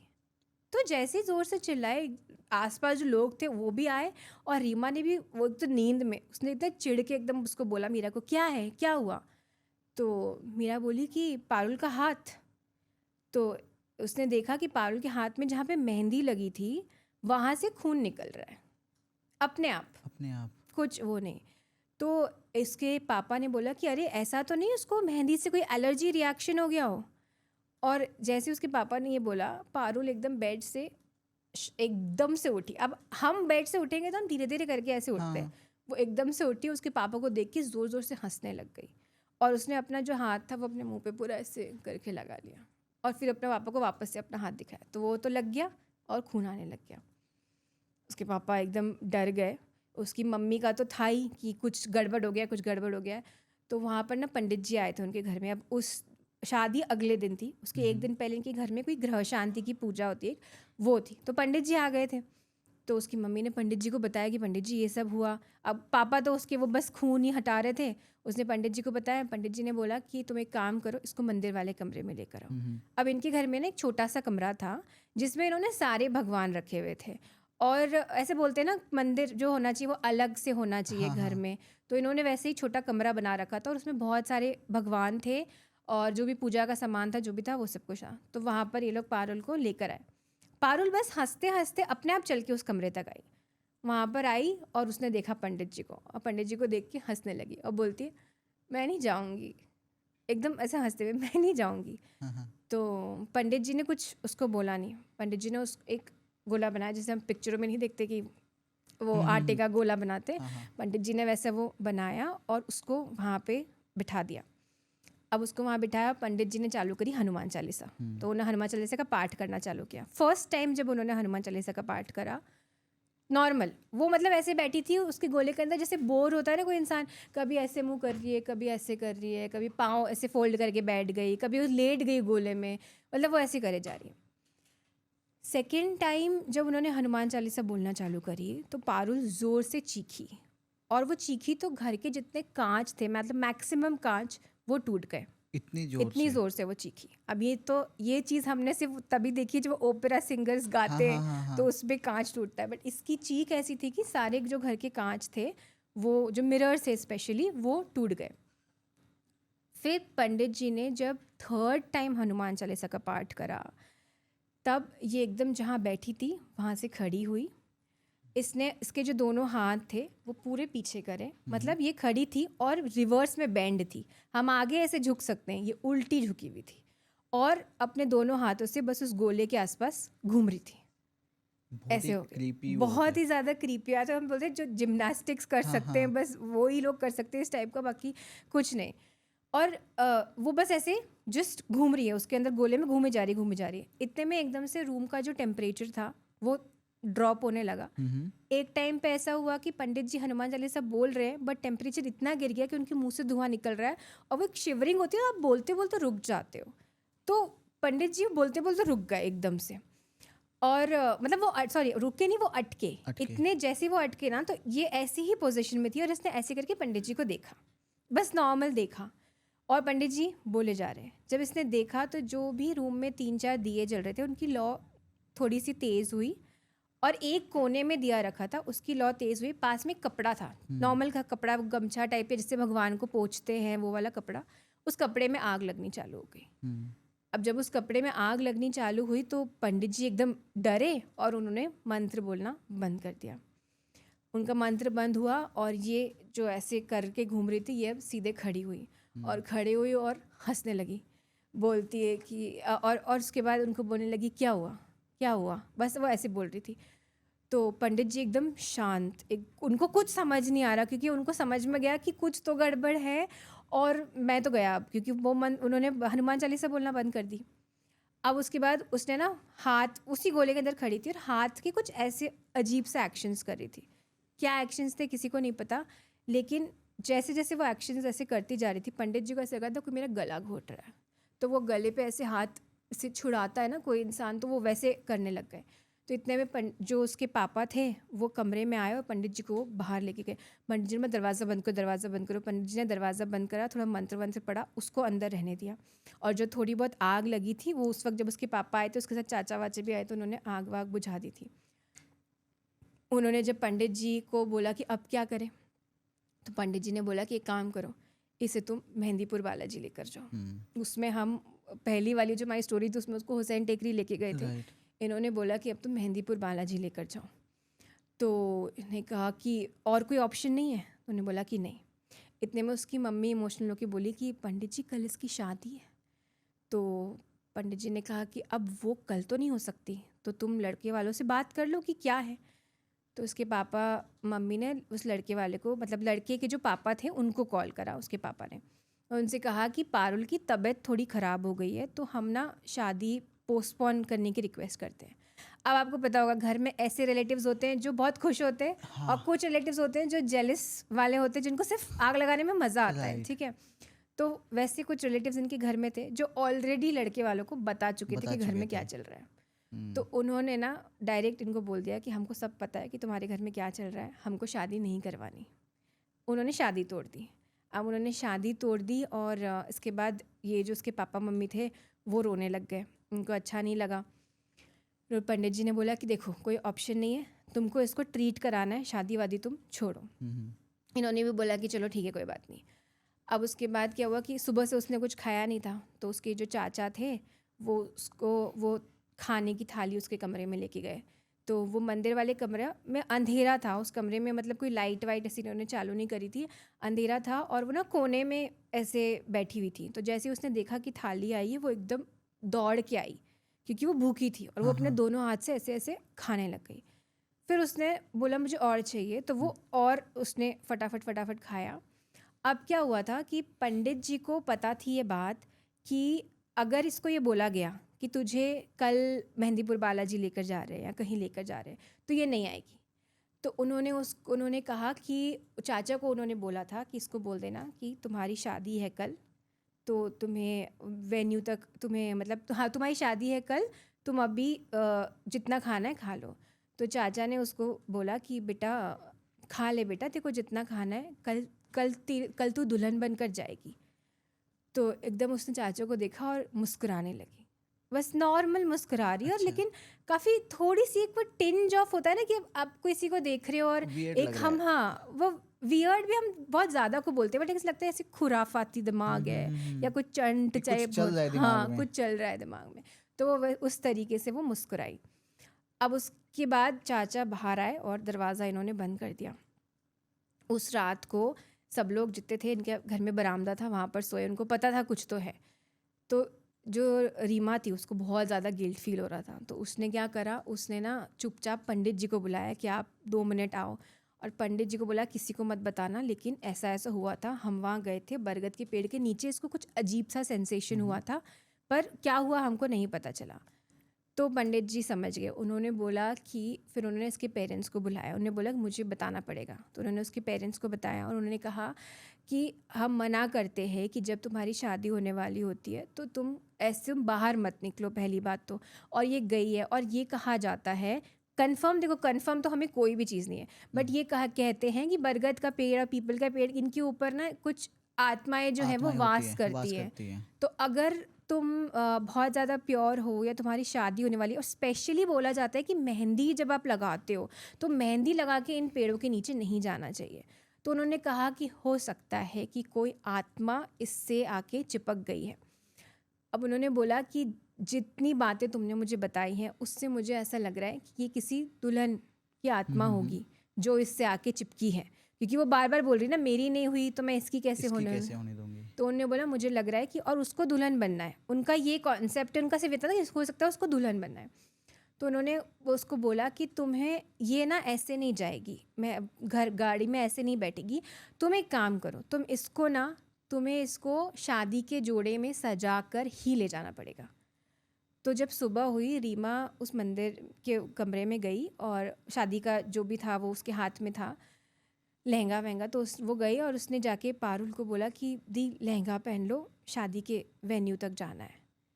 तो एकदम से ये दौड़ती हुई आई और जैसे ही उसने लहंगा देखा तो वो अजीब सा ऐसे घूमने लग गई, जैसे कि काइंड ऑफ डांस कर रही हो या खुशी से। खुश हो या ऐसे करके। तो ये देखकर ये एकदम से इसने थाली गिरा दी, क्योंकि इतना वियर्ड डांस अपनी खुद की बहन को ऐसे देखकर रीमा डर गई। तो उसने थाली गिरा दी। जब थाली गिरी तो वो रुकी और रीमा को सिर्फ साइड में देख के बोलती क्या हुआ, क्या हुआ, एकदम नॉर्मल। तो रीमा बोली कुछ नहीं, तू पहन ले और तू आ जा, और वो भाग कर आ गई। उसने कहा कि मैं नहीं पहना रही इसको, तुम लोग जाओ जिसको पहनाना है। उसकी मम्मी और उसकी बुआ गए, उसको रेडी करा। उसके बाद उसको नीचे लेकर आए। जो चौखट से निकल बाहर जाने वाली थी तो उसको एक पेड़ दिखा, रोज़ का प्लांट था। तो वो ना ये जो तीनों बहन थी ना, इनको ना रोज़ का बहुत शौक था। तो इन्होंने अलग अलग घर में अलग अलग जगह पे खूब सारे रोज़ के प्लांट्स उगा रखे थे। तो उससे उसने रोज़ के 2 रोज़ तोड़े और बस ऐसे सूंघने लग गई, और बड़ी खुशी से उसको ऐसे सूंघ रही है। उसके बाद उसको घर से वो बाहर निकली यही सोचकर कि उसको शादी के वेन्यू तक लेके जा रहे हैं। कार में बैठी। अब उस टाइम पे अकेले तो ले जा नहीं सकते थे उसके पापा, तो उसके पापा, उसकी मम्मी, बुआ, फूफा, 2-3 फूफा जी थे, एक बुआ थी वो, और चाचा चाची, ये लोग गए थे, और रीमा भी गई थी साथ में। इन लोगों ने एक साइड से एक हाथ तो उसके पापा ने उसका पकड़ा और दूसरे हाथ से वो रोज़ को सूंघ रही थी। उनको लगा कहीं ये कूदा नहीं जाए। फिर उसके बाद क्या हुआ, रास्ते भर, मतलब अब ये जो रहते थे ये मेरठ में रहते थे, तो मेरठ से ये दोसा में है, वहाँ हनुमान जी का जो मंदिर है, ये मेहंदीपुर बालाजी जो है, तो वो जाने में कुछ 4 घंटे या 3-3.5-4 घंटे ऐसा कुछ लगने वाला था। तो वो बैठी रही पूरे रास्ते भर, या तो वो चिल्लाती या रोती या हंसने लग जाती ज़ोर ज़ोर से, बस ऐसे अजीब हरकतें करी थी। द मोमेंट ये दोसा में एंटर हुए, उसका बिहेवियर एकदम चेंज, वो चीखने लग गई, जैसे कि कोई सच में, मतलब अगर कोई आपको गला दबा तो कैसे चीख निकलेगी ना, अजीब तरीके की, वो वैसे चीखने लग गई। और फिर उसके बाद धीरे धीरे जैसे ही वो मेहंदीपुर बालाजी आया वहाँ पे तो वो उसके दरवाजे के पहले ही वो कूदने की कोशिश कर रही थी उससे। उसको लग रहा था कि मैं बस कैसे भी करके यहाँ से भागूँ। तो वो कूदने की पूरी कोशिश करी थी। इन लोगों ने उसको पकड़ के रखा और फिर फाइनली उसको कार से उतारा और ये लोग मंदिर की सीढ़ियों के मतलब जा ही रहे थे, तो वो जो पत्थर नहीं होता है मंदिर के कोने में, सीढ़ी के कोने में, उससे इसके हाथ पूरा छिल गया। उस टाइम पे उसको पेन होना चाहिए, बट वो हंस रही थी। फिर उसके बाद वहाँ पे जो मेहंदीपुर बालाजी है, वहाँ पे बोला जाता है कि 3 बालाजी के रूप हैं। एक जो है वो उनका यंग वाला जो है बाल रूप बालाजी हैं, जी। एक भैरव जी है, और एक है जिनका नाम याद नहीं आ रहा, वो एक और है जो जिनके यहाँ पर मेनली कचहरी लगती है, जिसको बोलते हैं। नाम मुझे भी याद नहीं आ रहा अभी हाँ, तो। उनका एग्जैक्ट लोग कमेंट्स में बता देंगे। हाँ, लोग कमेंट्स में बता जी। देंगे। तो जो सबसे पहले उनको लेके गए इनके पास प्रेतराज रूप है, थर्ड वाला जो है। जी। तो जो सबसे पहले उनको बाल रूप जो थे उनके पास लेके गए। कहते हैं कि अगर आपको डिवाइड करना हो कि 3 भगवान ही क्यों, तो जो ये बालाजी है इनको बोला जाता है कि ये वहाँ के जज हैं, जो भैरव जी हैं वो पुलिस हैं, और जो अपना जो प्रेतराज बालाजी हैं वो बेसिकली लॉयर हैं, वो तुम्हारा केस लड़ेंगे। तो उनको पहले बालाजी के सामने लेके गए। बाल रूप बालाजी जो थे मेन मूर्ति, उनके सामने ये जाते से ही अपना सर पटकने लग गई, ज़मीन पर ज़ोर ज़ोर से अपना सर पटकने लग गई। सर से खून आ रहा है। पंडित जी वहाँ पर आए, पंडित जी ने उसके ऊपर गंगा जल वो सब छिड़का विड़का, और उसको पूछा कि कौन है तू।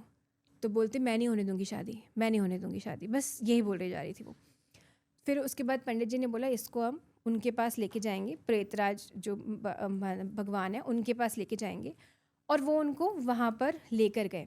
वहाँ पे उन्होंने कुछ तंत्र मंत्र करे, और उससे फिर फाइनली इसको पूछा गया कि तुम कौन हो। तो उसने ना इस तरीके का जवाब दिया जिससे ना सबके रोंगटे खड़े हो गए। उन्होंने बोला कि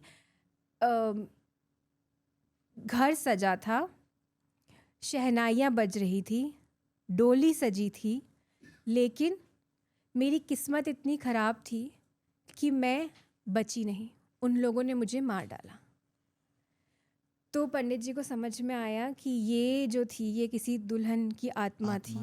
फिर उसने आगे बोला कि इस लड़की को मैंने उस दिन मेहंदी लगाकर पेड़ के नीचे देखा, और मैं नहीं आई इसके पास, इसकी मेहंदी की खुशबू मुझे खींच कर इसके पास लेकर आई। मुझे भी दुल्हन बनना है। पंडित जी समझ गए, और अब ये पूरा क्लैरिफाई हो गया था कि ये वो दुल्हन की ही आत्मा है, और इसके साथ कुछ तो हुआ था। ये शादी के दिन इसकी डेथ हुई थी जी। तो अब क्या करें, तो पंडित जी ने वही मंत्र वंत्र पढ़े जो हम एक्सॉर्सिज्म जो हिंदूज़ में जैसा होता है वैसे पूरा उन्होंने वो सब करा। कुछ 3-4 दिन का प्रोसेस था, और 3-4 दिन बाद ये बिल्कुल ठीक हो गई। मतलब लास्ट में इसने एक ज़ोर से कराह निकाली, ज़ोर से चिल्लाई, और फिर उसके बाद एकदम ऐसा लगा इसकी बॉडी से सारा वेट जो है वो चला गया, बिल्कुल नॉर्मल हो गई। अब इसके बाद क्या हुआ कि पंडित जी ने कहा कि अब तुम लोग यहाँ से जब जाओ, अब तुम लोग यहाँ से मतलब निकलो, ज़्यादा देर मत रुको, वरना ये अटैच हो जाते हैं ना, वो जो भी कहते हैं जो प्रेत या भूत चुड़ैल जो भी, तो वो अटैच हो जाते हैं। तुम अब यहाँ से निकलो और कुछ भी करो, बट पीछे पलट के मत देखना। हाँ। और उन्होंने कहा कि कोई ना तुमको रास्ते में कोई प्रसाद दे रहा है, कुछ कर रहा है, तुमको नहीं लेना है, तुमको सीधा जाना है, डायरेक्ट अपनी कार में बैठो और इस जगह से निकलो जितनी जल्दी से जल्दी हो सके। ये सब लोग गए। सबसे आगे जो थे वो उसके पापा और पारुल जो थे वो चल रहे थे, सबसे पीछे रीमा चल रही थी। अभी लोग जा रहे हैं, और दहलीज के जस्ट बाहर, मतलब वो मंदिर के जस्ट बाहर निकलने वाली थी रीमा, कि उसको लगा कि पीछे ना कुछ कीड़ा चला या ऐसे कुछ हुआ, तो उसने ऐसे ऐसे ऐसे करा, और एकदम से वो उसने पीछे देख लिया। अब उसने जैसे ही पीछे देखा, उसने देखा कि आसपास तो कोई भी नहीं है, तो वो नॉर्मली उसने हो सकता है कुछ कीड़ा हो या कुछ हो, तो वो आगे कार में बैठ गई। अब कार में बैठी तो वो थोड़ी देर में उसको थोड़ा गर्मी लगती, फिर थोड़ी ठंडक लगती, फिर उसको कुछ अजीब सा ऐसे इचिंग होने लगी, वैसे ऐसे करने लग गई। फिर उसको ना एकदम से ऐसा फील हुआ जैसे कोई उसके हाथ पे नाखून से खरोच मार रहा है।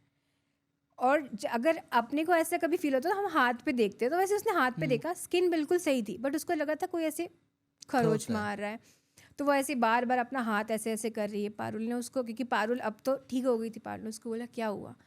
रीमा बोलती पता नहीं, कुछ कुछ अजीब सा लग रहा है। उसको फिर धीरे धीरे लगने लगा कि उसकी बॉडी में ना कोई कीड़ा चल रहा है या कुछ ऐसा फीलिंग आया। फिर कुछ देर बाद रीमा ना अपनी आँखें जो थी वो ऐसे मसलने लग गई। तो उसकी मम्मी ने बोला क्या हुआ, तो बोलती यार इतनी सारी धूल और ये सब मेरी आँख में आ रही है, तुम लोग की आँख में नहीं आ रही क्या। उसकी मम्मी ने कहा कार की सारी खिड़कियाँ बंद बंद है, है। यहाँ कोई धूल नहीं है, क्या क्या हो गया तेरे को? तो रीमा 2 मिनट के लिए एकदम शांत हो गई, उसको लगा कि कुछ गड़बड़ हो रहा है, शायद मेरे साथ कुछ तो गड़बड़ हो रहा है। वो बैठ गई चुपचाप।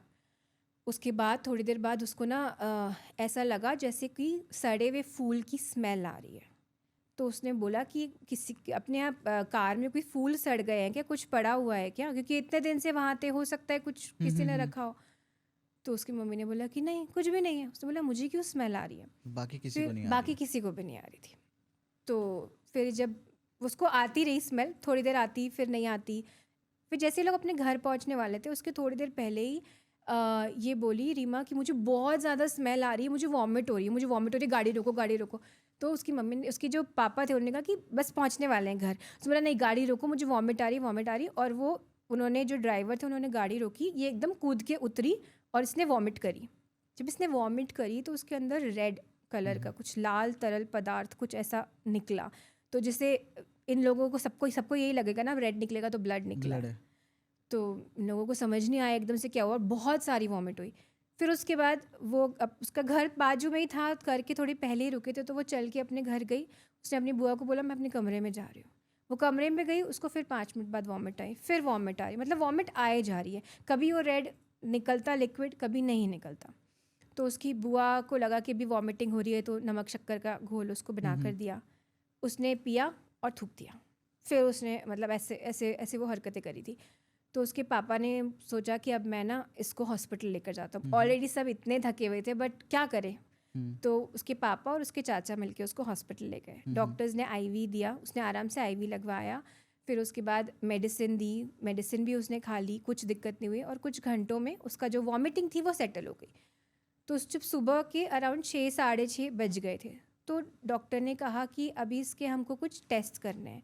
तो रीमा ने अपने पापा को कहा पापा घर चलो ना प्लीज़, मुझे नहीं करवाना। तो डॉक्टर ने कहा कि तुम बोल रहे हो कि तुम्हारी वॉमिट रेड थी, तो हमको पता तो करना पड़ेगा कि क्या है। तो उसने कहा कि मैं बाद में आके टेस्ट करवा लूँगी। अब उसके पापा को पता था ये इतने दिनों से इनके घर में कुछ ना कुछ हो रहा है।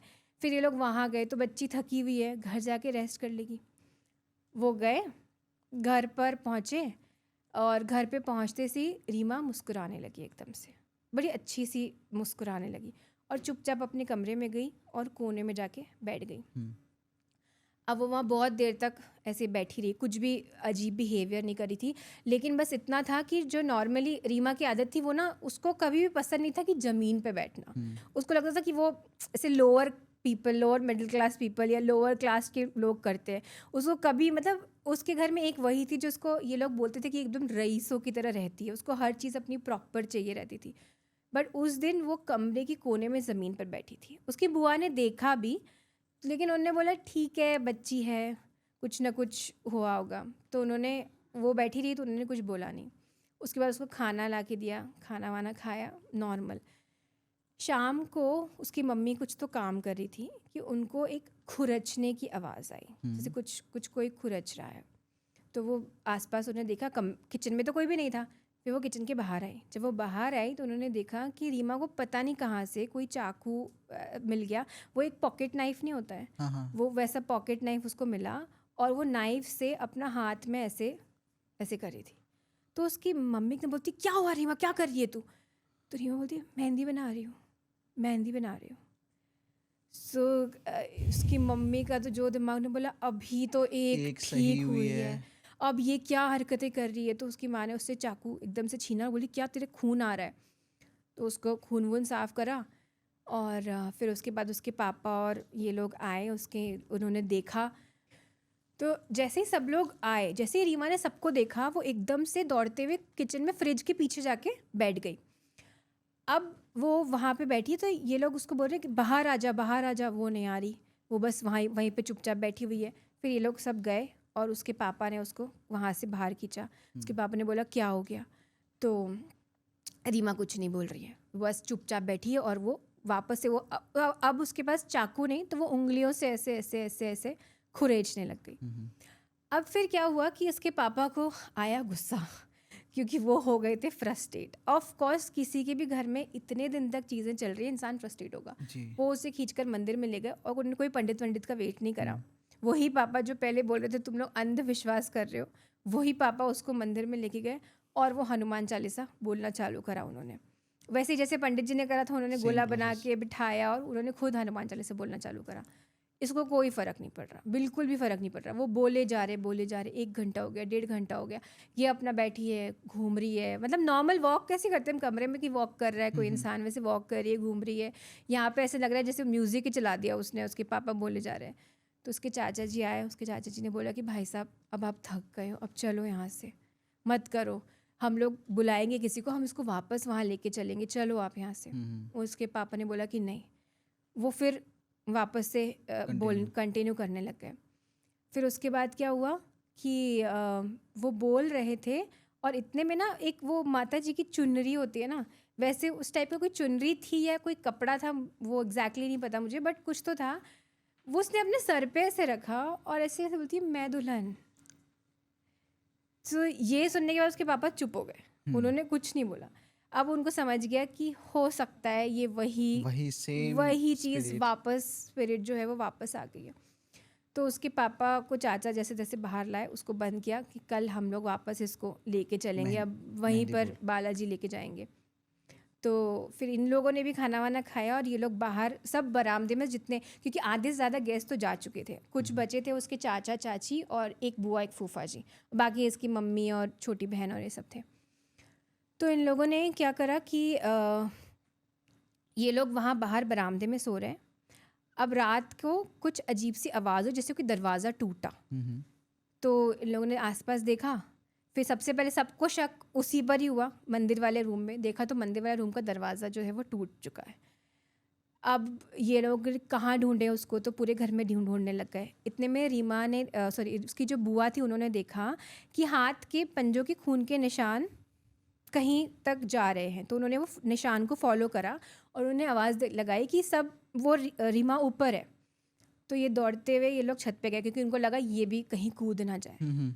बट इन्होंने छत पे देखा, इनको ऐसा लगा ये क्या था, मतलब जिन्होंने भी देखा उनको आज तक समझ नहीं आया कि ये चीज़ क्या थी। मतलब इन्होंने देखा कि वहाँ जो गुलाब का पेड़ लगा था ना, उससे वो गुलाब तोड़ तोड़ के अपने बाल में फंसा रही है। वो बेसिकली सजना चाह रही है कि उसको लग रहा है कि मेरी शादी होगी, तो वो तैयार कर रही है। अब क्योंकि वो कांटे होते हैं रोज़ के उसमें, तो उसका हाथ भी कट रहा है और उसके सर पे भी वो कांटे चुभ रहे हैं, तो स्क्रैचेस आ रहे हैं उसके हाथ पे। वो बस लगाए जा रही है। फिर उसके बाद इसके पापा ने उसको बोला कि तू चल यहाँ से, तू चल। उसको खींच रहे थे तो वो मानने को तैयार नहीं, वो वहीं थी। अब उसके घर के सामने एक लड़की रहती थी, वो रात को अपने बॉयफ्रेंड से फ़ोन पे बात करी थी। तो उसने ये सीन देख लिया। जैसे उसने सीन देखा वो ज़ोर से चिल्लाई। अब अड़ोसी पड़ोसी जो थे वो रात को उठ गए। कुछ लोग अपनी छत पर आ गए और कुछ लोग इनके यहाँ पर आए। कुछ अच्छे थे जिन्होंने बोला कि क्या हेल्प करनी है, कुछ करना, और कुछ तो आपको पंचायती करने सभी बैठ जाते। तो फिर जैसे ही उसने सबको देखा, रीमा ने, इतने सारी भीड़ हो गई उसकी छत पर, तो वो एकदम उसको ना मेहंदीपुर बालाजी का सीन याद आ गया। उसने बोला मैं नहीं जाऊँगी वापस उस मंदिर, मैं नहीं जाऊँगी उस मंदिर।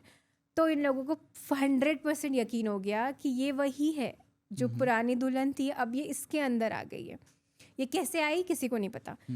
तो फिर इसके बाद ना उन्होंने जो उनके आस जो लोग थे, उसके चाचा ने उनको बोला कि प्लीज़ आप लोग अपने घर जाइए, हमारी बच्ची डर रही है, वो नीचे नहीं आएगी।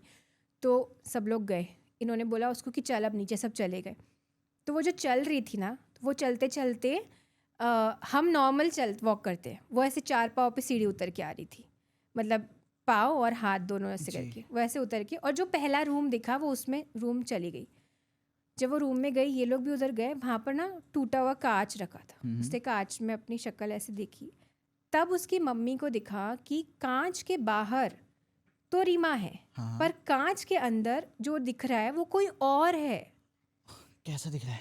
मतलब कोई औरत ही है, लेकिन कोई डरावनी सी औरत है। उनको समझ नहीं आया कि ये कौन है। तो उसकी मम्मी ने एकदम रीमा को ऐसे खींचा और बोला क्या चाहती है तू क्या चाह रही, क्यों मेरे परिवार को बर्बाद कर रही है। तो जो रीमा थी वो बोली मैं नहीं आई, मैं उसके पास आई थी, उसकी मेहंदी की खुशबू लाई थी, इसके पास मैं नहीं आई, इसने मुझे पीछे पलट के पुकारा। उसने कहा कि मैं नहीं आई, मैं उसकी मेहंदी की खुशबू से आई थी, इसके पास मैं नहीं आई, मुझे इसने पुकारा। पीछे मुड़ के हाँ, तो उसने बोला पुकारा मतलब, तो उन्होंने बोला कि बालाजी की सॉरी उस मंदिर में पीछे पलट के इसने मुझे बुलाया। अब ऐसा कहते हैं कि अगर वहाँ पे तुम पीछे पलटते हो तो जो गोस्ट्स होते हैं या जो स्पिरिट्स या एंटिटीज होती है उनको ऐसा लगता है तुम उनको बुला रहे हो, तो वो तुम्हारे साथ चले जाते हैं, इसीलिए पीछे मुड़ के नहीं इसलिए देखना। पीछे मुड़ के नहीं देखना था। तो इसकी मम्मी समझ गई, तो उन्होंने बोला इसने मुझे बुलाया तो मैं नहीं जाऊंगी जब तक ये मुझे नहीं बोलेगी। अब ये कैसे बोले उसको, क्योंकि ये तो इसके अंदर तो ऑलरेडी था। तो इसकी माँ ने कहा कि तुझे क्या चाहिए, तुझे शरीर चाहिए ना, तू मेरे अंदर आ जा। तो इसके जो रिलेटिव्स थे उसकी माँ को चलने लगी, क्या क्या क्या बोल रही हो तुम। तो उसकी माँ बोलती मैं परेशान हो गई हूँ, मेरी बच्ची है वो, मैं ऐसे कैसे कर लूँ। तू एक काम कर, तू मेरे अंदर आ जा और उसको छोड़ दे, और कोई भी मेरे अंदर से इसको निकालने की कोशिश नहीं करेगा, क्योंकि मेरी एक और छोटी बच्ची है, कहीं ऐसा नहीं हो कि उसके पास चली जाए। और उसको हाथ जोड़ने लगे कि मेरी बच्ची की ज़िंदगी मत बर्बाद कर, तू मेरे अंदर आ जा आ जा आ जा। और इतनी ज़ोर से चिल्लाई कि जो रीमा थी वो एकदम गिरी ज़मीन के ऊपर, और एकदम से उसकी मम्मी को ऐसे झटका सा फील हुआ। मतलब ऐसे काफ़ी मूवी सिनेमैटिक हो गया, बट उनको ऐसे कुछ अजीब सा फील हुआ एकदम से। और उसके बाद वो स्पिरिट ने बॉडीज़ बदल ली। रीमा जो थी शी बिकेम द वन की जो पहले नॉर्मल सिंपल लड़की अच्छी वाली जो सिंपल सी थी वो वैसी हो गई, नॉर्मल हो गई। और उसकी मम्मी फिर अब अगड़म शगड़म बोलना चालू कर दिया उन्होंने। बट एक चीज़ उस आत्मा ने ये करी कि उसकी मम्मी के थ्रू ना वो उसकी मम्मी को परेशान, मतलब उसकी मम्मी को हार्म नहीं करती थी। जैसे वो पहले खुद को मार रही थी, ये करी थी, ऐसा इतना कुछ नहीं करती उसकी मम्मी को। लेकिन वो अभी भी उसकी मम्मी के अंदर है, आज तक वो आत्मा उसकी मम्मी के अंदर है। वो तभी छोड़कर जाएगी जब उसकी मम्मी की डेथ हो जाए, मतलब वो उसके अंदर अभी भी है। और वो ना आंटी जो ये है, जो इसकी मम्मी थी पारुल की, ये बताए अभी कभी कभार तो एकदम नॉर्मल हो जाती है, किचन में काम करने आएंगी, घर का साफ़ सफाई करनी चालू करेगी, बच्चों से बातें करेगी। और कभी कभार ऑल ऑफ अ सडन वो रात को छत पे चली जाती है, गुलाब सूंघने लगती है, अपने को चूड़ियाँ खुद को पहनाएगी, खुद को रेडी करेगी, स्माइल करेगी, अजीब अजीब आवाज़ें निकालेगी। अब मतलब इस चीज़ को इतना टाइम हो गया है ना कि इनके जो आस पड़ोसी हैं उनको भी अब पता चल गया है कि है कोई उनके घर में रहता है, मतलब नॉर्मलाइज हो गई है वो सिचुएशन। लेकिन पारुल और रीमा उन लोगों ने शादी नहीं करी, क्योंकि ऑफ कोर्स उनकी मम्मी ऐसी हो गई, तो उनको लगा कि हमारी रिस्पॉन्सिबिलिटी है, कोई बेटा तो है नहीं इनका, तो दोनों ने शादी नहीं करी। इसकी जो मम्मी है वो ना अभी भी मतलब कई बार अपने घर के बाहर बैठती है, तो छोटे छोटे बच्चे घूमते रहते हैं, कुछ बनाती है, हलवा बनाती है, कुछ बनाएगी खुद से, और छोटे छोटे बच्चे घूमते रहेंगे, उसको बोलेंगे खाएगा, लड्डू लेगा, प्रसाद खाएगा। तो सबको पता है सारे बच्चों को सोसाइटी के कि इनके पास नहीं जाना है, इनसे कुछ नहीं लेना है। बस वो बैठती है और कुछ भी बड़बड़ाती है, कभी रोड पे घूमते घूमते भी बड़बड़ाएंगी कुछ भी। और जहाँ तक एक ये एंगल था कि कई लोगों ने उनको ये भी बोला कि क्या पता कोई मेंटल डिसऑर्डर हो गई हो सकता तो है। उनको चेकअप भी करवाया, क्या पता वो आत्मा थी या नहीं थी या जो भी था निकल गई। बट ऐसा कुछ भी नहीं निकला, कोई मेंटल डिसऑर्डर नहीं है, कुछ नहीं है, एकदम नॉर्मल है वो। दवाइयाँ भी उनको खिलाई थी, उनको लगा था कि हो सकता है क्या पता स्किज़ोफ्रेनिया हो, नहीं दिखा रहा है साइंस ऐसे, तो भी उनको कोई इफ़ेक्ट नहीं हुआ, वो अभी भी वैसी ही हैं। और यही कहा जाता है कि उनकी बॉडी में वो अब भी है। अब सवाल ये है कि मीरा जो है वो अभी इस वक्त जब मैं आपसे बात कर रही हूँ, इस वक्त जो मीरा जो है ना वो 24 ईयर्स की हो चुकी है, और अब उसकी शादी की बात चलेगी। अब ये देखना है कि कहीं इसकी शादी में भी कोई अड़ंगे नहीं डाले, राइट। क्योंकि इस आत्मा को सिर्फ दुल्हन बनना था। वेल अगर आप उनसे कनेक्टेड हो जिन्होंने शेयर की है, ये पहले तो आप बताने वाले थे लास्ट में कि आप हाँ, तक तो मैं कैसे ये आई? बताती हूँ। एक्चुअली ये मेरे काफ़ी पर्सनल एक रिलेटिव है, उन्हीं के नेबर की कहानी है। और हम भी उन रिलेटिव्स के यहाँ जाते थे कई बार। तो जिस शादी, जो पारुल की शादी थी, उस शादी में मैं इनवाइटेड थी। मतलब मैं छोटी थी उस टाइम पे, बट उस शादी में इनवाइट करा गया था। और फिर शादी कैंसिल हो गई तो सबको पता चल गया कि शादी टूट गई है, रीज़न नहीं पता था। बट अब मैं जब उन रिलेटिव्स के यहाँ जाती हूँ तब मुझे पता चला कि ये कहानी है। और थोड़ी मोड़ी कहानी तो मैंने इधर उधर से सुन ली थी, लेकिन फिर ना उनके एक क्लोज रिलेटिव है, उन्होंने मुझे ला के एग्जैक्टली जो पूरी कहानी क्या थी ना, तो उन्होंने मुझे ये चीज़ बताई है। और वो आंटी आज भी अड़ोसी पड़ोसी के जाती है, उनको बोलती है तुम ये खा लो, तुम वो खा लो। और कई बार ऐसा भी होता है कि वो ना अकेले छत पे खड़ी हो जाती है, आस पड़ोसी देख रहे हैं, मतलब मिड जो इवनिंग ख़त्म, रात का टाइम चालू, उस टाइम पर छत पे जाती है और बस गुलाब को ऐसे सूंघती रहती है। और वो कुछ और एक्शन नहीं करती। तो अभी ये जो स्टोरी है मेरे काफ़ी क्लोज रिलेटिव है और उन्हीं के जस्ट सामने उनके जो रहते थे, उन्होंने मुझे ये स्टोरी बताई। और उनकी जो फैमिली थी ना वो भी हमसे इतनी अच्छी थी, मतलब इनफैक्ट मुझसे, मेरे ब्रदर से, हमसे बहुत अच्छी थी कि वो हमारा उनके घर में आना जाना था। और तो शादी में भी हमको इनवाइट करा था और हमने कहा था ठीक है, सब एवरीवन वाज हैप्पी। हम छोटे छोटे थे तो उनके घर पे आना जाना था, सब कुछ नॉर्मल था। बट ये नहीं पता था कि बाद में इस तरह की हरकतें उनके साथ होंगी। जी, अभी रिसेंटली ना ऐसा एक सिमिलर इंसिडेंट मैंने भी शेयर किया था। स्केरी पंपकिन चैनल है जिसमें कि जो स्पिरिट है वो अभी भी उस पर्सन के साथ है। वो एक सेक्स वर्कर की स्टोरी थी, रियल इंसिडेंट था दिल्ली का। तो लोग वो भी देख सकते हैं, उसकी लिंक भी मिल जाएगी डिस्क्रिप्शन में। By the way, you being a doctor, आप सिज़ोफ्रेनिया के बारे में काफ़ी कुछ समझते होंगे ना। आपको पता होगा कि जितने भी केसेस हमारे आसपास होते हैं जो कि पैरानॉर्मल सोचे जाते हैं, उसमें ज़्यादातर केसेस मेंटल डिसऑर्डर के होते हैं। तो ये बहुत ही कॉमन बीमारी होती है सिज़ोफ्रेनिया, जो ऐसे कंडीशन में पता लगती है। तो बस इतना सा जानना चाहूँगा एग्जैक्टली होता क्या है। सो स्किज़ोफ्रेनिया में ना एक तो हैलुसिनेशंस होते हैं, मतलब कि तुम जो चीज़ प्रेजेंट नहीं है या तो तुमको दिखाई देगी या तुमको सुनाई देगी या तुमको फील होगी। तो ऐसे हेल्यूसिनेशंस होते हैं। और उसमें दूसरी चीज़ होती है डिल्यूजन, मतलब कि जो चीज़ नहीं है वो तुमको फील हो रही है। हम एक होता है डिल्यूजन ऑफ ग्रैंड्योर करके एक वर्ड है, जिसमें ये पता लगता है इंसान को कि मैं बहुत रिच हूँ। तो और एक होता है कि मैं बहुत गरीब हूँ। मतलब इस टाइप के डिल्यूजन्स होने लग जाते हैं कि मेरे साथ तो ये चीज़ है, मेरे साथ तो 2 लोग घूम रहे हैं, मेरे साथ तो लोग बात कर रहे हैं, कोई मुझसे बात कर रहा है। आप अगर मेरे सामने बैठे तो मुझे लगेगा मेरे सामने कोई भी नहीं है, किससे बात करूँ मैं, कोई नहीं है। आप बोलोगे मैं हूँ, बोले कहाँ हो? और कई बार ऐसा होगा कि रूम खाली है और मैं किसी से बात कर रही हूँ, क्यों मेरे को ऐसा लग रहा है, कोई मुझसे आके पूछेगा तो मैं बोलूँगी नहीं, यहाँ पे कोई बैठा हुआ है, कोई है मेरे साथ। तो ऐसे डिल्यूजन्स इंसान को होते हैं। कभी लगता है कि मैं बहुत पावरफुल इंसान हूँ, मैं मतलब वो बहुत अच्छा, मैं पॉलिटिशियन हूँ। किसी को लगने लग जाता है कि मैं तो पुलिस में हूँ, मैं तुम पे चार्जेस कर सकता हूँ। मतलब इस टाइप की जो सिचुएशंस होती है, वैसा होता है स्किज़ोफ्रेनिया के अंदर। एंड इज इट्स ट्रीटेबल या कुछ कुछ ही इट चांस इज़ होते हैं? मैं ये नहीं बोल सकती कि कम्प्लीटली ट्रीटेबल है, बट एंटी साइकोटिक ड्रग्स से उसको कंट्रोल में रखा जा सकता है कि इस टाइप के जो सिम्टम्स हैं वो चीज़ें ना हों। वेल, आपकी सारी डिटेल्स हमारे डिस्क्रिप्शन बॉक्स में है, तो लोग आपको कांटेक्ट कर सकते हैं अगर उनको हॉरर स्टोरी शेयर करनी है, ताकि आप अपने चैनल के ऊपर उनको नरेट कर पाओ अपने तरीके से या फिर किसी और पॉडकास्ट पर जाके। एंड अगर लोगों को हमारी स्टोरी आज की पसंद आई है, एंड और एक और चीज़ है, जो भी लोग हमें यहाँ तक देख रहे हैं, डैट रियली मीन्स कि वो हमारे जेन्युइन सब्सक्राइबर्स हैं, लास्ट तक देख रहे हैं। तो मैं चाहूँगा कि वही सेम प्यार आपको भी दें, आपके चैनल को भी सब्सक्राइब करें। आपके डिटेल्स सारे डिस्क्रिप्शन बॉक्स में हैं। एंड सच में मैं दोबारा से मिलना चाहूँगा, चाहे पुणे, मुंबई या दिल्ली, जो भी जगह पॉसिबल हो पाएगी। Yeah. और हम और भी इंसिडेंट्स कवर करेंगे। एंड मैं चाहूँगा कि एक पॉडकास्ट हम बहुत ही जल्द प्लान करें जो मेंटल डिसऑर्डर्स के बारे में हो, और ज़रूरी है लोगों के बारे में जानना वो चीज़ भी कि कि ऐसा भी एक होता है। ये भी है कि कई, मुझे एक चीज़ में भी इंटरेस्ट है कि आप कैसे डिफरेंशिएट करोगे किसी राइट। को मेंटल डिसऑर्डर है या उस पे भूत बाधा है। जी। तो उस पर मेरी भी अभी थोड़ी बहुत रिसर्च चालू है एंड आई होप मैं तो जल्दी से शेयर जैसे कर ये हो पाऊँ। जाए तो प्लीज़ मुझे अपडेट करना।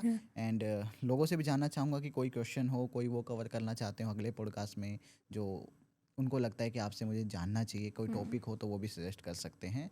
और बाकी ये जो पॉडकास्ट है ये वो स्पॉटिफाई पर भी सुन सकते हैं। हमारे स्पॉटिफाई की डिटेल्स भी डिस्क्रिप्शन बॉक्स में, तो वहाँ पर जाके भी लोग अपना प्यार दे सकते हैं।